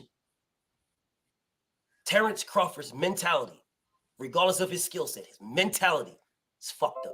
People keep telling me about ring IQ this and ring IQ that, and it's ring this and ring IQ is ring IQ and ring IQ. I keep asking these niggas to explain this shit. They can't do it. You can't even, you ask a motherfucker to define ring IQ. These motherfuckers can't define it. Define it. You're saying this nigga got it. Well, what the fuck is it he got? Define it. They can't. They'll sit here and wait for somebody else to say something in these comments. And then when somebody else says something, they'll say, get the nigga Rex. That's right. That's what I agree. Get him, Rex. Tell him about it. They don't know what the fuck they talking about, bro. I was hearing Team Crawford thinking that they can get up in there and bully Spence. That's what he said. That is like, again, that is like taking a 6-shooter to a tank fight. Not Tank Davis. M1A1 Abrams tank. I'm just going to take this 6-shooter and pew, pew, pew, because I said so. Knowing good and damn well I can get in some fucking track and have more mobility than this motherfucker and go around it, but I ain't going to do that because I'm Terrence Crawford. All right, well, go ahead and do that then. You go ahead and do that. Go ahead. And this is why I keep telling y'all, bro. Him and his fans have backed him into a corner. He cannot go out there and just box. He can't. Can you guys imagine the mindset? Oh, well, I beat Errol Spence, but I beat him on points. Think about it. This is Mr. 9 knockouts. Mr. I knock out everybody. Mr. Oh, man, Errol Spence is going to get hurt. You think he's not getting the same thought, the same conversation from all these other goofy dick ride niggas that really just don't like Errol Spence? Roy Jones just don't like Errol. Antonio Tarver just don't like Errol. I don't got no beef with Roy. But I understand he just don't like certain people. So when he don't like them, he picks against them. But Antonio Tarver, what's his thing? What's his angle? Antonio Tarver is literally in a scenario of Roy Jones, Antonio Tarver, Errol Spence, and Terrence Crawford. Antonio Tarver would be Errol Spence. The flashy guy, Roy Jones, would be Terrence Crawford in this scenario. He's literally picking against himself. The more fundamental guy in that situation was Antonio Tarver. Facts. Am I lying, KO? Nah, that's a 100. That's a 100% fact. And the point, and just real quick, and I'm enjoying listening to you cook. Real quick, the point that you made about the talent versus the mental shit, I think it's such an important point that people miss, because I would argue, and we have a fight this weekend. I think if you look at talent, Teofimo Lopez has showed more talent in the ring than what Josh Taylor has showed. But 99% of people in here probably picking Josh Taylor to win the fight because of Teofimo Lopez's stupidness, how delusional he is, how his mental is gone. And Josh Taylor has showed to be the opposite of that: stable, mentally strong, a dog, somebody that you can't break. And so this shit happens all the time in boxing, bro. It's what you saying ain't far-fetched. It's just that when you change people's names and shit, then people's opinion will change. So when you said about Bud Crawford, people get emotional and getting their feelings. But the fact of the matter is, it's one or two things, bro. Either he has all the tools that his fans say that he has, and he chooses not to use them, which, to your point, makes him fucking stupid and it's dumb because you taking a risk when in doing that. Or B, he doesn't really have all those tools, which is why he's having to scrape and claw against lesser opposition and having to go to wars with him and dogfight with him just to get him up out of there, which to his credit he has done. But either one of those two things, no matter how you slice it, they both bad, bro. they both bad. They both equal. You getting your ass whooped, bro. So what do you think about this question? I think that's good in this fight. Neither one of them are good for this fight. They're good for other fights with lesser competition, but they're not good for this one. Either one of them. What do you think about this? I heard that Team Crawford, they planning on trying to think they gonna muscle Spence and kind of, use their aggression. Then it goes 3 rounds. 3 rounds. In 3 rounds, Terrence Crawford will be stopped in 3 rounds. If you want to muscle Errol Spence, I say go for it. That's what I say.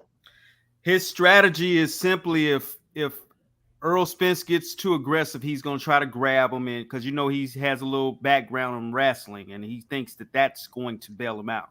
Can I answer your question real quick? Yes. Whatever Bud team says, right?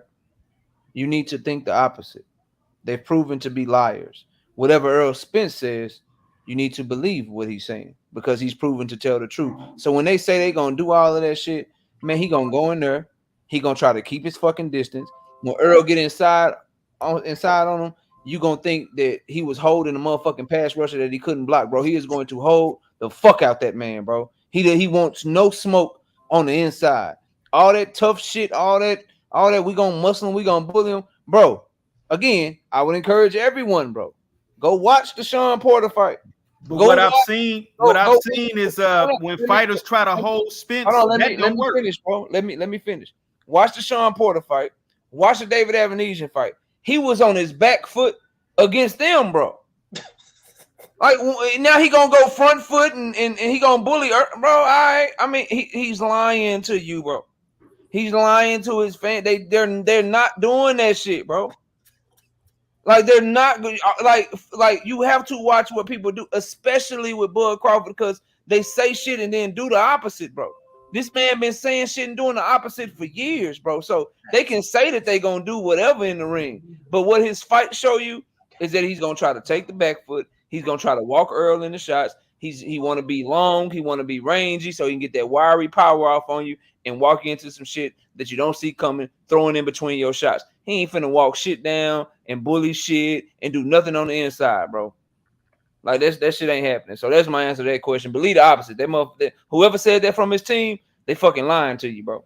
They lying to you. BF. Mr. Monk, what's up with you? What's good? What's good to the panel? I know you didn't get past the first round, but I got to tell you what happened all the way up to the knockout. Since you didn't get past the first round, I seen enough. Right, all that stuff that you seen in the first round, it happened all the way up to the knockout. Now, when he knocked David Avanesian out, David Avanesian actually made it to the inside. He worked his way on the inside. And I think it's like they both threw like 2 punches apiece, but Bud had to push him off of him to get range and basically throw the little short hook and turned it over like he does and knocked him out. Now, let's go to the Errol Spence Jr. versus Ugas fight. In my opinion, Ugas was just as strong as Earl. And we've seen Ugas on several attempts try to push Earl up off him. And he couldn't get the spacing that he needs in order to fight his fight. So if Bud Crawford thinks he's going to be able to keep Errol Spence off him, he got another thing coming. But basically, what I want you to think about was that's how Bud got that knockout. Was I will go watch it. I wasn't going to, but because you said this, I will go watch it. I seen enough, bro. From that alone, I seen enough. He did. That happened throughout the fight. All of that stuff. This is what I thing that you saw in the first round. This is what I say. When I talked to Derek James, the one thing that I took away from that conversation was how can I word this? They don't care. All right, what no other fighter does. They do not care, right? Errol Spence controls the range and distance. They focus on him controlling the range and distance. When he controls the range and distance, he does what he wants to do within his range and distance. He will fight. He will bully you. He will maul you for his range and distance. Once he gets you in his range and distance, he will do what he wants to do, which is what he did to your Dennis Ugas. That's why Ugas couldn't get his range and distance, because Errol dictates range and distance. People get so in their minds and in their thoughts about, oh man, what's the game plan going to be? And the game plan is to put you where I want to put you and beat you up. That's the game plan. That's any fighter, anybody. That is their game plan. I'm going to put you where I want to put. You're not going to be comfortable where you're at. You're not going to be comfortable. I'm going to put you where I want to put you, and that's what I'm going to do. Derek said Errol Spence controls his ring. He controls that. He puts people where he wants to put them. It's just that simple, man. So if Terrence Crawford can't get to where Crawford wants, he's got to fight Errol Spence where Errol wants him. That's what I'm trying. People keep talking about the Kell Brook fight, man. With Kell Brook, it was Kell Brook. With Kell Brook, that's okay. Kell Brook. What Errol did is he fought for every inch of real estate to put Kell Brook where he wanted him. That is mentally and physically demoralizing. So when you start talking about this wrestling background and this wrestling stuff, that's fine. In order to wrestle, you are in Errol Spence's wheelhouse. You are where he wants you. That people are not understanding this. In order to wrestle, we're inside. We're right here. I got my head on your chest. I'm trying to maneuver you. Dude, that's the only way you're wrestling. I mean, unless there's some type of new wrestling that's through osmosis or motherfucking psychic, some X-Men shit. We away from each other. And if there's that wrestling, then cool. Other than that, we are touching. We're right here, bro. I'm in your shit. So all this, he's got to wrestle and he's got to do and he's got to. Oh, that's fine. No problem. All right, bro. Go ahead, KO. To my brother KO, man. Peace and blessings, homie. Appreciate you on the pull-up game, man. But I'm sitting here like I hear what y'all are saying. I do. I really do. I hear what y'all are saying. I'm gonna mute you right quick, Floyd, because there's a little background. But I'm gonna mute you right quick. But go ahead, KO. Go ahead and do your thing, family. My thing is this. I hear what everybody is saying. I do. I really do. It's all fun and games until you have to do it. And what I just saw with David Ambrosia, what I just saw, bro, that is not going to work. That one round that is not going to work, bro. He is going to maul this man. I can understand if he was, stepping to the left, then jump to the right, while quick give him an angle. He was just moving backwards. He was just moving it backwards, moving around in a circle, just moving backwards. And Ambrosia was just walking the man down. That y'all telling me that there's something else in this? So I see you, CEO. I see you sitting here, bro. I see you. I see you with the fish fry nonsense and all this other stuff. I see you. I'm listening. What's popping? You're on mute. You're on mute. You're on mute. You are con to conchantanda at mute. You're on mute.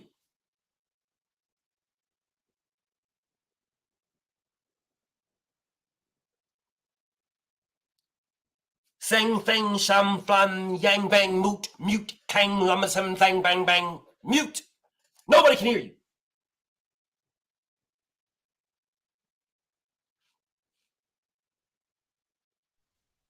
I think he's doing that on purpose. I know he know that by now. I mean, I try this again. CEO. You dang lang fang contain mute button. Mute. Yo, can you hear me? Yeah. Sorry, I didn't want to interrupt because you was talking, like, you understand. That's why I Go ahead, you good. Because I was earlier on. I was trying to fry some fish and cook some fish. So now I'm finished. Enjoy it. Thank you. I'm listening. What's good? Everything is good. Like all I know is some crawfish when I get off this. I got some sitting over there, so I'm gonna cook some crawfish. I probably won't. Sure? Eat. I probably throw it in the trash. You sure you can eat that I'm gonna crawfish? cook it just because. But I'm here, you know. So what are we doing? Yo, you know what? Right now, my woman is telling me to go down because she don't want me to disturb her. All right. Well, go ahead and do your thing then, King. So I think next time I'll catch you on this argument, you know. Indeed, mother sucker. Talk to me next time, mother sucker. I'll talk to you next time. Next time, mother sucker. I see you next time, mother sucker. Peace, mother sucker. Now, anyways, let's get back to this work. Let's get back to this work. Let's get back to this. I seen enough in that first round. All right, I seen enough in that first round that I am telling you this fight is going to be worse than what I thought. This is going to be worse than what I thought. All right. Errol Spence is going to absolutely demolish this man. Now, there's something that I definitely want to agree with Maurice, because Maurice was here. I want to agree with Maurice. Maurice said this fight is going to be like Marvelous Marvin Hagler and Thomas the Hitman Hearns. Now, I want everybody to understand something. I've said this multiple times. Thomas the Hitman Hearns is my favorite fighter of all time. That was the very first fight that I've ever watched in my life. The very first one. All right. Thomas the Hitman Hearns fighting motherfucking Ray Leonard. Little ass kid, and I got hooked on the pugilisms. It is what it is. All right. It is what it is. That fight with Thomas the Hitman Hearns and Marvelous Marvin Hagler is exactly what the fight is going to look like if Terrence Crawford does what he said he's going to do. He's going to go out there. He's going to go right at Errol Spence. He's going to go right at him, and he is going to get demolished. He's going to land some good shots. He's going to realize that Errol took those good shots, and Errol came right back at him with some shots of his own, and it's going to be, can you take those shots? You damn near got knocked out by Gamboa. You damn near got dropped by motherfucking Ambrosia. You got dropped by Green Beans. Are you going to be able to take shots from a nigga who's punching so hard that he's breaking fucking bones?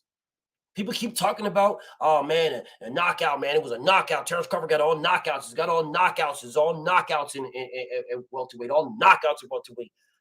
How many bones has he broken? Because I will tell you, I can hit you in the right spot and knock you out. If I can hit you in your fucking face and break your skull, that is punching power. I understand that people are going to sit here and talk about, oh, man, we got knockouts, man. Terrence Crawford, he's a harder puncher, man. Oh, Sean Porter says, Sean said it too.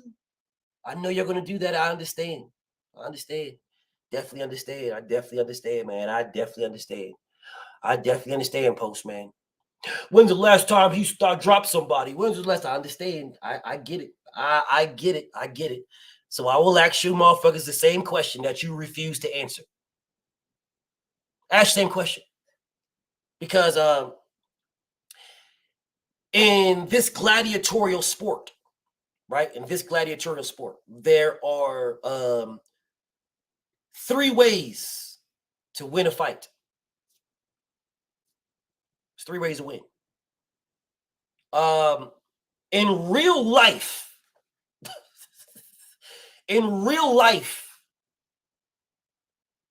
I'm breaking bones when I punch you. Sugar Ray Robinson punched somebody in the stomach and broke their back. That is called punching power. If I punch Deontay Wilder, punch Bermain Stavern in his guard and knocked him out. In his guard and knocked him out. That's power. If I punch you in the right spot, if I happen to have my hands up and you punch me in the liver, the right spot, Paulie Malignaggi got knockouts. Just in case y'all are curious. Paulie Malignaggi has knockouts. Because if I hit you in the right spot, I can drop you. That's how that works. Bud dropped everybody. Yeah, because Bud hit them in the right spot. Because Bud fought lesser competition and hit them in the right spot. Congratulations to Terrence Bud Crawford for fighting lesser competition, hitting people in the right spot. Congratulations. And that says what? And that means what? Because I hit you in the right spot and dropped you, that means what? What does that mean? Who didn't, but bro, you stop typing. The link is pinned. Why are you typing to me? Oh, my nigga Postman, all you've been doing is typing for damn near 2 hours, bro. Why are you typing so much? Why are you so typing, bro? What are you still typing for? There's a link there, homie. Come talk to me. What's the problem, bro? I don't got no beef with you. Come talk to me. Why are you doing all this typing? Typing. What's the problem? You know you my homie, right? You know you the homie. So what are you doing all the typing for? And you still typing. All right, I guess that's what you prefer. All right, well, since you're typing, I'm going to ignore you because you could talk to the guy. So I'm going to ignore you. So you go ahead and keep typing because you're talking to them. You're not talking to me. So you're talking to them. So I'm going to go ahead and ignore you. Anyways, I'm going to get back to what I was doing. One fighter has power. The other fighter fought lesser competition and placed his punches correctly. Errol Spence has power. Errol Spence is the only fighter who has broken ribs and broken eye sockets. Your Dennis Ugas had broken ribs and broken eye sockets. Your Dennis Ugas had broken ribs and eye sockets. People just talk about, oh man, Errol gonna break his eye. Errol broke your Dennis Ugas's ribs. It's all good, Postman. Do your thing. He broke his ribs. Broke his ribs. Errol Spence's punch placement, which people want to shit on the man. You want to down and disrespect and degrade him. His punch placement is very good because he stopped Carlos Ocampo in the first round with a body shot. Carlos Ocampo went on to win 12 consecutive fights after that and went the distance with the towering Inferno.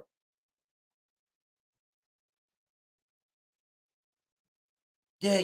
The only fighter to beat Carlos Ocampo was Errol Spence. Oh man, Carlos Ocampo ain't shit. Man, Carlos Ocampo ain't nothing. Carlos Ocampo was at 154. Oh man, but listen, bro, we can't give Kell Brook no credit. We can't give Kell Brook. But the crazy thing is this, and to both my brothers on the panel right now, King Asia Math and my homie Floyd, to both of my brothers on the panel, the crazy thing is this: they will tell you. Bud fans will tell you, oh man, you can't give no credit to no Errol Spence for fighting no Kell Brook. Man, Kell Brook, he's coming up a loss, man. Coming up a loss. Yeah, a loss. Carlos Ocampo was undefeated, and that was his very next fight. He was undefeated. Undefeated. Facts. But they just glaze over that. Just glaze over that, bro. If you see these guys talking to me, and I could kill them with it, but I choose not to because I like them killing themselves, and I just go along for the ride.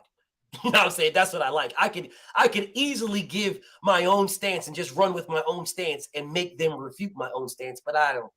I prefer them digging their own holes and, killing themselves and saying shit that box themselves into a corner. I just like going along for the ride, but whatever.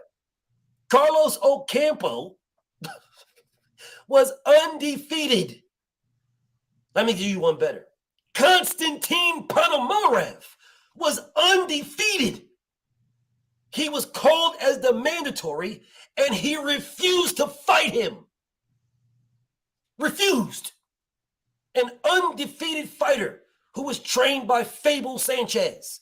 When Fable Sanchez was in the midst of his career with Bum Lofkin, he refused to fight Errol Spence. Refused. Then they ordered Konstantin Ponomarev to fight Carlos Ocampo. He refused again. That is the reason why Carlos Ocampo was made the mandatory. Because the fight between them was supposed to be them. These are facts. Both of them were unbeaten. Two undefeated fighters. Neither one of them wanted to fight Errol Spence. Facts. But when Ocampo fought the man, when Ocampo fought him, he was undefeated. Errol stopped him in the first round with a body shot. The man went on 12 consecutive victories. But yet they say, oh, Kell Brook, listen, when Kell Brook fought, but he was good, man. He was coming off for 3 wins. He was 3 wins, man. It was 3 wins, man. When Kell Brook, it was 3 wins, man. Listen, he had 3 wins in a row. He was healed with 3 wins in a row, BF. He was healed. They don't talk about Carlos Ocampo with a 12-fight win streak and then going the distance with the Towering Inferno right after he had just stopped Erickson Lubin. This man just goes the distance. These are facts. But they'll leave Ocampo out. Ocampo ain't shit. Ocampo ain't nobody. Ocampo ain't this. Ocampo, come on, Ocampo garbage. And I say to them, if Ocampo is garbage, then what the fuck is Jeff Horn? Oh, man, Jeff Horn was undefeated, so was Ocampo. Oh, Jeff Horn beat Manny Pacquiao. Well, who did he beat before Manny Pacquiao for him to be anybody? You do realize Jeff Horn had more than 1 fight, right? Randall Bailey?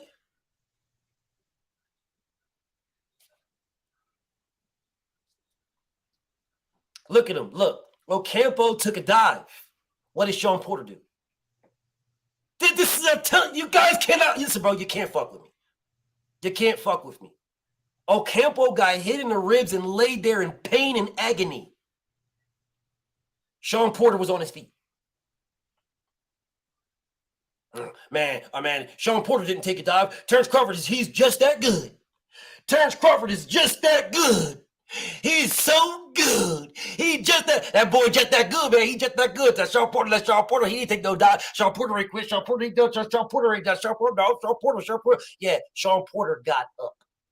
Sean Porter was on his feet. Carlos Ocampo was laying on the ground in clear agony and pain.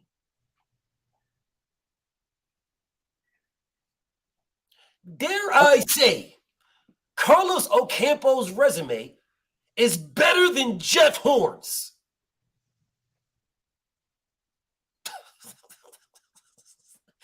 Jeff Horn's only fighter, if you remove Manny Pacquiao and you remove Errol Spence, Carlos Ocampo's resume is better than Jeff Horn's.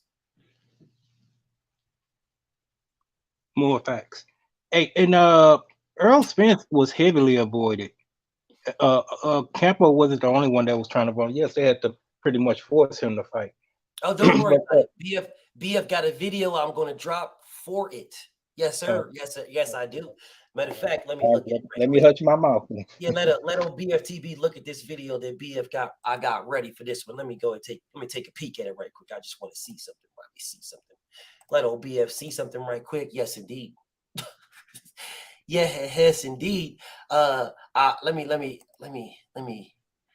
talk a few points. I mean, y'all gonna still watch the video anyway. So let me talk just a small few points about this one. Let me talk a small few points. Errol Spence's path. Yeah, that's the video title. Errol Spence's path. His path. Hold up, who just wrote? My nigga KO wrote. Okay, my nigga KO, he came back. All right. Yeah, Errol Spence's path is this video that I'm about to drop. Yes, sir. His path. Because I got somebody telling me about how should I do the video on it or should I just talk about it now? Say I didn't mean to open up the Pandora box or the can of worms, but that's just he was heavily avoided, and Bud is one of them. I like Bud. I don't want to get over here Bud bashing. I don't see him winning a fight, but I don't give a fuck about Bud bashing. Let me explain why. Where were the people that cared about Errol bashing? Yeah, facts. It's the same thing with every fighter they hate. They didn't care about Wilder bashing, but if we talked about AJ, oh God, I ain't talking about the black man. It's the black man to be your own kind. I can't believe it. He got Nigeria tattooed on his arm. This is crazy. He got Africa on his back. This is crazy. I can't believe this. I'm talking about did the same thing. Do the same thing, bro. Do the same thing. Doesn't matter. They do the same thing. So I don't give a fuck about none of that shit, bro. I'm not one of them can't we all get along Negroes, because you cannot get along. I live in the factual real life world and you will not get along with everybody. The only way you're going to get along with anybody is if they want to get along with you. Me and my brother KO do not agree on Devin and Tank at all. But that's my brother, and we get along because we want to get along. We don't agree on Devin and on Tank at all. We more than likely never will. So what? We won't agree on that shit until they fight. Facts. Facts. But it is what it is, though. You know what I'm saying? There's other motherfuckers that have Tank and don't agree with me just because they don't like Devin. You know, they just don't like the nigga. And then you say, well, why don't you like the nigga? And then they start giving you a whole bunch of goofy, stupid ass shit that don't mean nothing to nothing. I don't like him because he had a father. Yeah, his dad, man. I really don't got no problem with Devin, man. But his dad, that's crazy, man. I can't believe his dad didn't allow him to fucking starve when he was younger. I can't believe his dad didn't kick this motherfucker out in the street and make him fend for himself like a real nigga. I can't believe, man, shut up. Then the motherfucker come here in a heartbeat, be all on these motherfucking pages talk about, man, dads matter, man. These dads, man. You got to have your father in your life. You got to have your father in your life, but then you'll shit on Bill, who made his son a fucking millionaire. Then when I say, man, I wish that nigga was my dad. Oh, look at this. Oh, man, see, that's y'all. I told you, I knew you was a fanboy. Look, you wish Bill was your dad. I wish my father made me a millionaire. How the fuck many times do you want me to say this? What the fuck is wrong? I wish my father made me a millionaire. The fuck? I wish my father saw in me what Bill saw in Devin and said, let's do this. You're good at that. Let me fucking put my time and attention on that. I wouldn't be at this motherfucker. But you know, y'all hate Bill for that. Motherfuckers will shit on him and disrespect that man for that. But then if I talk about Terrence Crawford, oh man, Terrence Crawford, man, he came from the mud, man. He didn't know his daddy. He got shot in the head, man. He got shot over fat bitches, man. Y'all, you know, it's crazy, man. Why you going to ball? Why you talking about boy? I can't believe you talking about boy. He pound number one, crying and shit. Fuck that nigga, man. Nobody in this motherfucker know that nigga. Motherfuckers in here get this nigga in the hug, and you think he give a fuck about you. He don't give a fuck about you. Buy you some turkeys like Nino Brown, and you think, oh man, he the greatest motherfucker. Yeah, nigga don't give a fuck about y'all, nigga. He don't give a fuck about nobody in this motherfucker. But he bought us turkeys, BF. He gave out turkeys.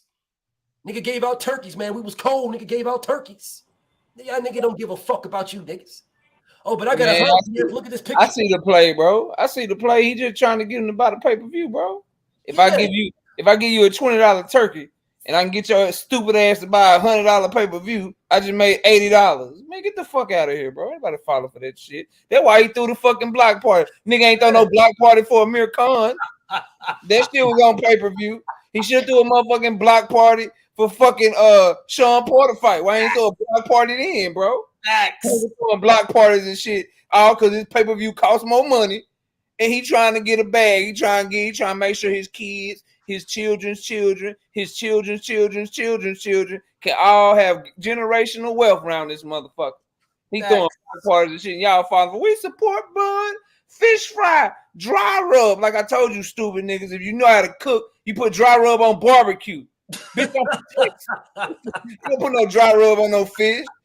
Dry rub. We're gonna do the dry rub. Man, get the fuck out of here, dog. That nigga he playing all y'all, bro. He playing all y'all motherfuckers, man. Yeah. Y'all and people fall for that shit, man. He just told y'all the UK fans are the best. Fuck the American fan. Now he like, yeah, man, you know, we gotta just y'all support me. I'm gonna win. I'm gonna do this. Support me. Let me give y'all $20. And then they probably sponsored the shit.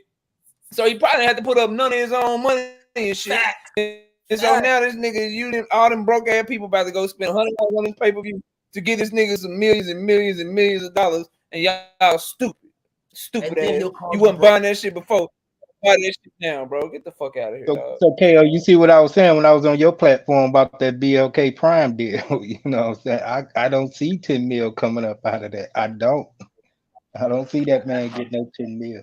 That's a whole different can of worms. He saw that bogus ass. He saw that bogus ass support. He like, shit, man, they ain't supporting me. Let me act like I'm gonna get these niggas some turkeys and shit and get these niggas. You know what I'm saying, bro? Let me make sure that I have a little party. We're gonna have a little birthday cake for Steve Nelson and shit. Even though I ain't doing shit to get him on the card. He supposed to be my homie and shit, but he ain't on my fucking card. But fuck it. You know what I mean? Let me act like I'm his homie and shit. Throw him a birthday party so all the people in the hood know that I'm a real one. So they buy this pay-per-view. I'm gonna do you one better. Ryan Shakur on that pay-per-view. Ooh, you picked my brain on that. I'll do you one better. Him or Cause Dave. he don't want to fight Frank. Cause he don't want to fight Frank. He want to call Frank out. He want to call Devin out. He want to call Tank out, and he want to fight Jermaine Ortiz. He want to call Tank out. He want to call Devin out, and him want to fight Vasily Lomachenko, who just lost. Yeah, that's what he want to do. That's why he not on that card. Keyshawn Davis, same thing. He not on the card either. Why not? It's the biggest card of the year. Biggest fight of the year. What's the problem? Shouldn't you be trying to get shouldn't you be trying to squeeze the juice, pause, and get as many motherfucking top-ranked fighters on there as you can? All your up-and-coming stars. Or not even top rank, just people out of bug count. Yeah. Why not? Them is your peoples. They was out there handing out turkeys with you. Cause Al don't give a fuck. Al gonna be like, that's cool. Yeah, put him on the card. We got Frank for you. They could have did a YouTube expo with Bernie the Boxer. And Earl and I already told you. Earl gonna be like, I'm with it. What's up? I mean, ain't nobody talking about that, but I'm just curious on you got these stars over there. Why aren't you putting them on the biggest card, the biggest fight? Why are they not on there? And before anybody asks a question about anything, just remember that Lomachenko was on the undercard, if I'm not mistaken, of Floyd Mayweather versus Pacquiao. It's on the undercard, if I'm not mistaken.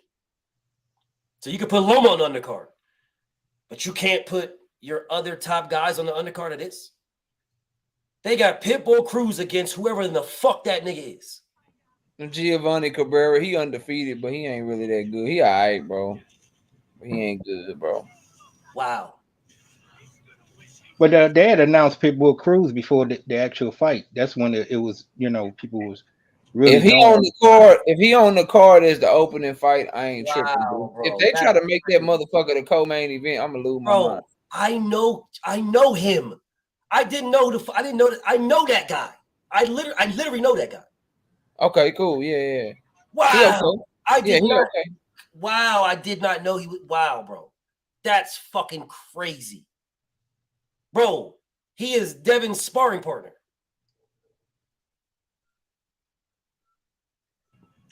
Mm-hmm. Undefeated. He coming up from like featherweight or some shit. They trying to make Pitbull. They still trying to make him look good, bro. Wow. To get him the Tank rematch or what? Yeah, to try to get him the Tank rematch, and then they gonna have Tank fans mad at me because they don't swear I don't like Tank. I hope he beats Pitbull Cruz ass. Me too. Because Pitbull don't deserve nothing. I hope he beats his ass. He don't deserve nothing. You haven't. Bro, you lost to a one-arm fighter, bro. Bro, in the biggest fight of your fucking life, you had the full advantage. The full advantage. Tank had one arm. You had the full advantage. Full advantage. And you couldn't beat this man with one fucking arm, and you had two arms. You're shorter, so which means Tank had to reach. You had two arms, he had one, and you still couldn't beat him. Someone explain to me why the fuck this man deserves a rematch. I would love these answers. You had two arms, he had one. You're the shorter guy, which means Tank had to reach. So how do you deserve a rematch with a man that beat you with one hand? Why? Because he didn't knock you out? Because that stupid ass black versus Mexican shit they be trying to do. That shit get on my nerve, bro. Bro, man. That shit be getting on my nerve, bro. I hate when they do that shit, bro. They take away from it, dog. Like, do they not see when you give people what they want, bro? What we'll do, bro? We'll show up for that shit. We'll buy that shit. Ain't nobody trying to watch that shit, bro. Wow. I swear I didn't know that it was El Gabron. Mm-hmm. I did not know that he was fighting. I did not know, bro. I promise you. I'm sitting here thinking to myself, who the fuck is this guy? But it's wow. All right, bro. I hope he wins. I really do. I really hope he wins because Pitbull Cruz don't deserve shit. He does not. Do something. Your skin tone does not make you deserve your nationality, your race does not mean you deserve anything at all. Now I know this off topic, but I don't know if you saw it, BF. Just real quick. So something we got excited for in October. Bad news, Canelo ducked David Benavidez again. He turned down that. But good news, Dave Morrell and Dave Benavidez happening in October. See, the thing, The thing about it is, bro, I'll believe it when I see it. Well, they got the report. They announced it for what it's worth, but I got you. Well, they announced it the September in Canelo too. That was announced. Like that literally was announced. I seen that. September for Canelo and Benavidez. I saw that. And then all of a sudden now he's talking about he's not accepting it. All of a sudden he talking about he got a week. Yeah, I remember Anthony. I remember him now, but I remember him now. Jose, his name was Joseph Cabrera, was El Gabron's little brother. And I've been telling him to promote his brother. There's no way I should be sitting here saying, who the fuck is this guy? He got to promote himself, bro. There's no way, bro. He should have been came to the yard, bro. He should come to the yard like a motherfucker, man. Like you just waiting, bro. What you're doing by not promoting yourself is making yourself a victim. That's what you're doing. You're making yourself a victim. You could have came on here and talked about the fact that you fucking fought Devin, and you could have talked about the sparring. That would have boosted you up. Talked about, you maybe could have talked your shit about Devin and Tank. That would have boosted you up. Devin and Shakur. That would have, you had an opportunity. Bro, what the fuck is wrong with these guys, man? And then they get mad when you don't know who the fuck these niggas are. Oh, man, see, you guys don't support the sport. You don't support the sport. You don't do this. If you want to support the sport, you got to respect it. I don't got to respect nobody. Fuck is wrong with y'all? You literally can put it out here so that we respect you. You know what I'm saying? That's why I know Brian, bro. Brian, that's why I know Brian Norm. Because he comes out here. I could call the man right now and get him on this motherfucker pretty much. Well, probably not now because he got shit he got going on. But I know this man, bro. I know what happened in their sparring with Bud. I know. That's why I wasn't going to say it, but when I was interviewing, but he stopped that man. Not fucking knocked down. He stopped that man. And motherfuckers like, oh man, but this is crazy right here. He gonna do this. He got stopped. Brian Norman stopped this man. I don't understand what we're talking. He stopped him, bro.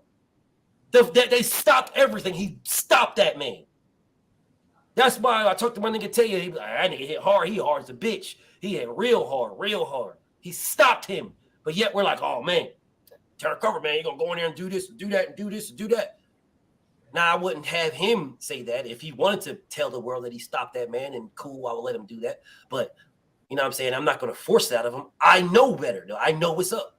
He stopped that dude. Stop. Oh, BF, it's just sparring, BF. It's just sparring. With 16s and headgears. And if you come with that, it's sparring shit. That makes it worse that it's sparring, bro. Like, understand, like it makes it worse, bro. Where he hit him at? Where he got shot in the head at?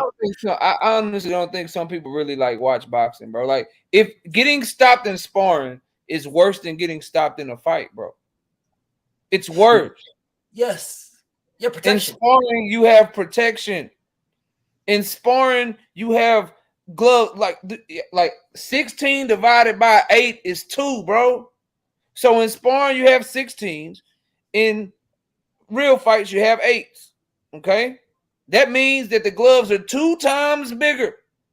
They got way more padding in them. Plus, you got headgear on. If you getting stopped with that shit, what you think gonna happen with 8s on? And Brian Norman Jr. can crack, but come on, bro. Earl thumping shit. Was it confirmed he had on headgear? Yeah. Yeah, they both had on headgear. Oh my gosh.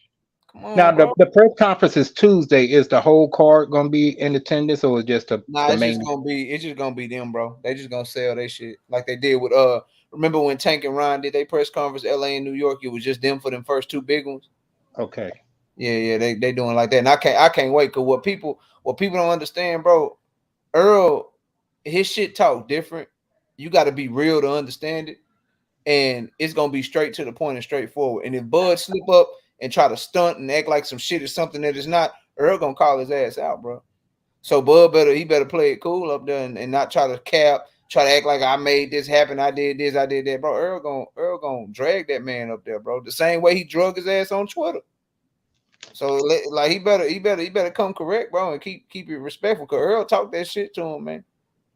And he got receipts. I got to give both of y'all. As a matter of fact, everybody on the panel, but I don't know how to reach out to old boy right there. Them Smoking on Bud Tour t-shirts. Y'all give me y'all contact information. I'll send both of y'all one.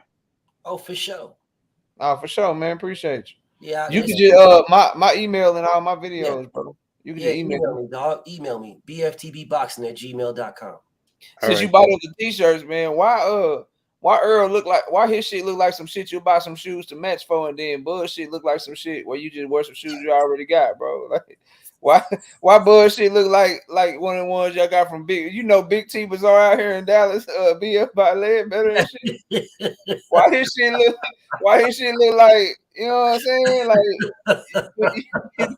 And Bud Girls from when the Nebraska Cornhuskers was winning way back in all them old t-shirts that they was making for the Cornhuskers, they just refurbished them. Hey BF, I shot a video, bro, and that was a thumbnail. I had they shirts side by side, bro. You could just see the difference. Hey, like, first of all, why is Bud a motherfucking mermaid out this bitch, bro? Like, oh my god, I don't. Why he a mermaid out this bitch, bro? I'm not sure what the point of that was, bro. I'm not sure why he would do some shit like that. That was like he shouldn't have did that. There was plenty of other things he could have did, but that shit right there just looked hella sus, man. Well, they only got one t-shirt, man, in Omaha. We got a lot of options in Dallas. They got one. They only got one t-shirt, man, in Omaha. I'm like, come on, little buddy. I know you could do better than that, dog. You know what? Let me ask you something, KO. What's up, bro?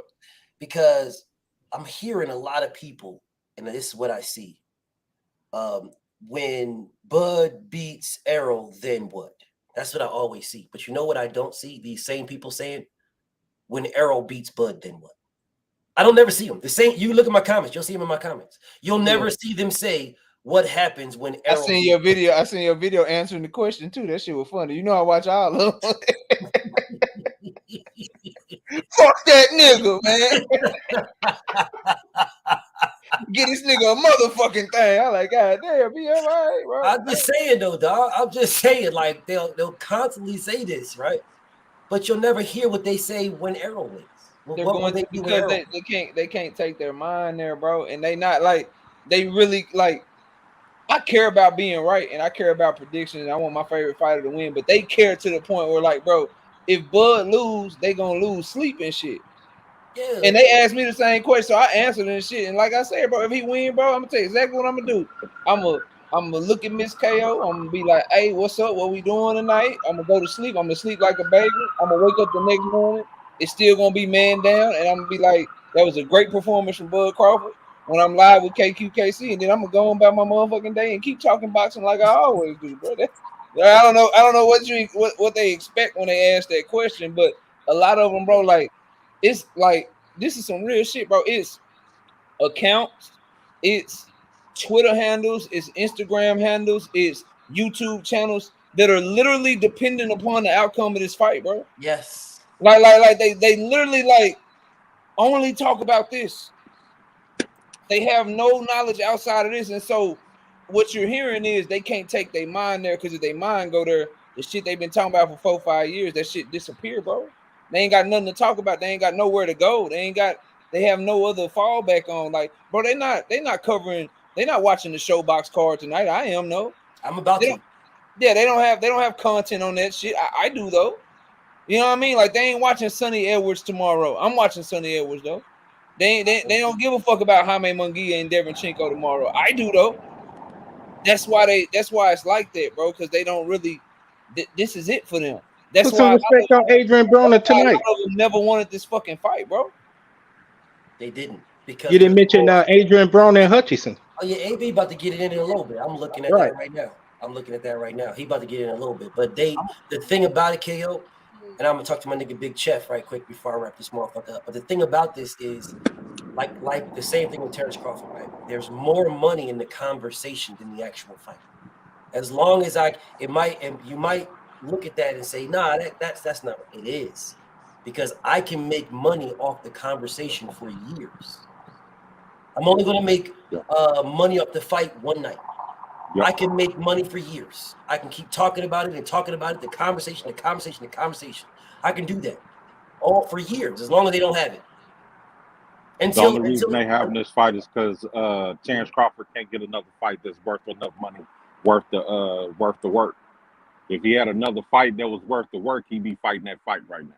Absolutely, 100%. If there was somebody out there that he could fight other than Errol Spence, and what he would be doing is fighting that guy, calling out Errol Spence. We ain't gonna act like he ain't try shit. He did go visit Oscar De La Oh Hoya. yeah, he tried to go get it, didn't he? He tried that Rocha. Damn sure did. Tried that Rocha piece, but they tried to lock his ass in for 3 fights, and he didn't want that. Yeah. You know what I'm saying? That's why, has anybody noticed that the WBO is not putting no pressure on him to fight the guy that he was supposed to fight already? That just vanished. Yeah, they were supposed to fight. That fight was it was mandated. He was supposed to be fighting this guy. I think I spoke on that on KO channel last night. I believe, and this is just my opinion, I believe Al Heyman told Oscar De La Hoya, look, motherfucker, I just got you paid with Ryan Garcia. Get this, get this shit out of here, bro. I'm like, bro, they've been trying to, like, anybody that think that Earl and them ain't been trying to make this fight, you out your fucking mind. They've been trying to get this man to get in the ring for a year and a half straight. Yeah, but you gotta look at it from this aspect though, right? There's Earl's already put money in every single one of their fucking pockets already because he done fought everybody he could have ran to. True. He ain't putting no money in everybody's pockets. Like, think about it. Well, he done fought Garcia, he done fought Ugas, he done fought everybody possible on the promotion side that Bud could have ran to for some money. Yeah, that's true. They tired of Bud because Bud's not putting money in nobody's pockets. Bud is just collecting dollars right now, and boxing don't like that. True, absolutely true. So they closed the doors on him. Bud could have fought Keith though. He just ain't want to risk that Earl bag. Yeah, but he could have fought Keith, bro. But once again, he ain't want to. He did easy money for as long as he could, bro. And it's finally all that shit. It's gonna come tumbling down July 29th, bro. Like you cannot. I'm telling you, bro, you cannot get going to Earl. fight Thurman ain't easy money, so he not gonna do that. That's why he did. That's what I'm saying, bro. He been doing that shit. Yeah. He tried to do it again here, bro. That shit. When you do that type of shit to yourself, bro, you only make the shit worse, bro. Like you only because you're not prepared for what's coming for you, dog. Like there's no way that Avanesian, bro. There's no way that Jose Benavidez. There's no way that any of these fighters, bro, get you ready for the wreck. Earl was fighting dudes when they still had something to fight for, and when they was at their best, bro. Something to keep, not just fight for, something to keep. Yeah, bro. Like, this shit different, man. This shit gonna be different, bro. I be trying to tell people, and BF the only one I heard say it, man. Like I'm confident, bro, that this is about to be a one-sided. Like, bro, this shit about to be bad, bro. This shit, and it's another thing too that all these Bud fans don't really understand about Spence, bro. Spence wants to utterly take your whole entire body out of the fight. He don't want to knock you out. He want to punish you. He want to make you suffer in the ring. He showed up to give a show. He didn't show up to knock you out in 5 seconds so people feel like they didn't get their money's worth. He gonna destroy you in every shape, form, or fashion. So you can't say you had a chance to win. That's how he fights. If he can get to you, he's taking you out of there, bro. If he can get to you, and that's when, that's when he likes you. That's even when he respects you. Like he doesn't like this man, bro. Nah, he doesn't like that man at all. Like the talking on the phone shit. Like bro, he just did that shit to get this nigga in the ring, bro. Yeah, he's like, bro, when I get you in the ring, bro, I'll play nice. You say you want to talk on the phone, okay, nigga, we can talk on the phone. Give him what he want, bro. Give him bro. He held. You think this man beat Ugas and told us, man, I want to stay active. I can't wait to get back in the ring. I'm trying to fight Bud by the end of the year. This man fucked up his whole plans, bro. Everything that he wanted to do, had to put his career on, bro. He is about to. Shit, when they met up in Oklahoma, Bud looked like he was ready to tee off on him. I mean, Crawford, damn, EJ looked like he was ready to tee off on him when they was in Oklahoma when he pulled up on him. 100. Yeah, it's just a different mentality, man. I know it's when you, because I've done it myself, bro. I know when you are playing nice or when you are being cordial just because you want to do somebody so bad, bro. Like I've done that before, where you give them everything, bro. I'm gonna give you this. I'm gonna give you all I need to do is get you to hit that fucking link.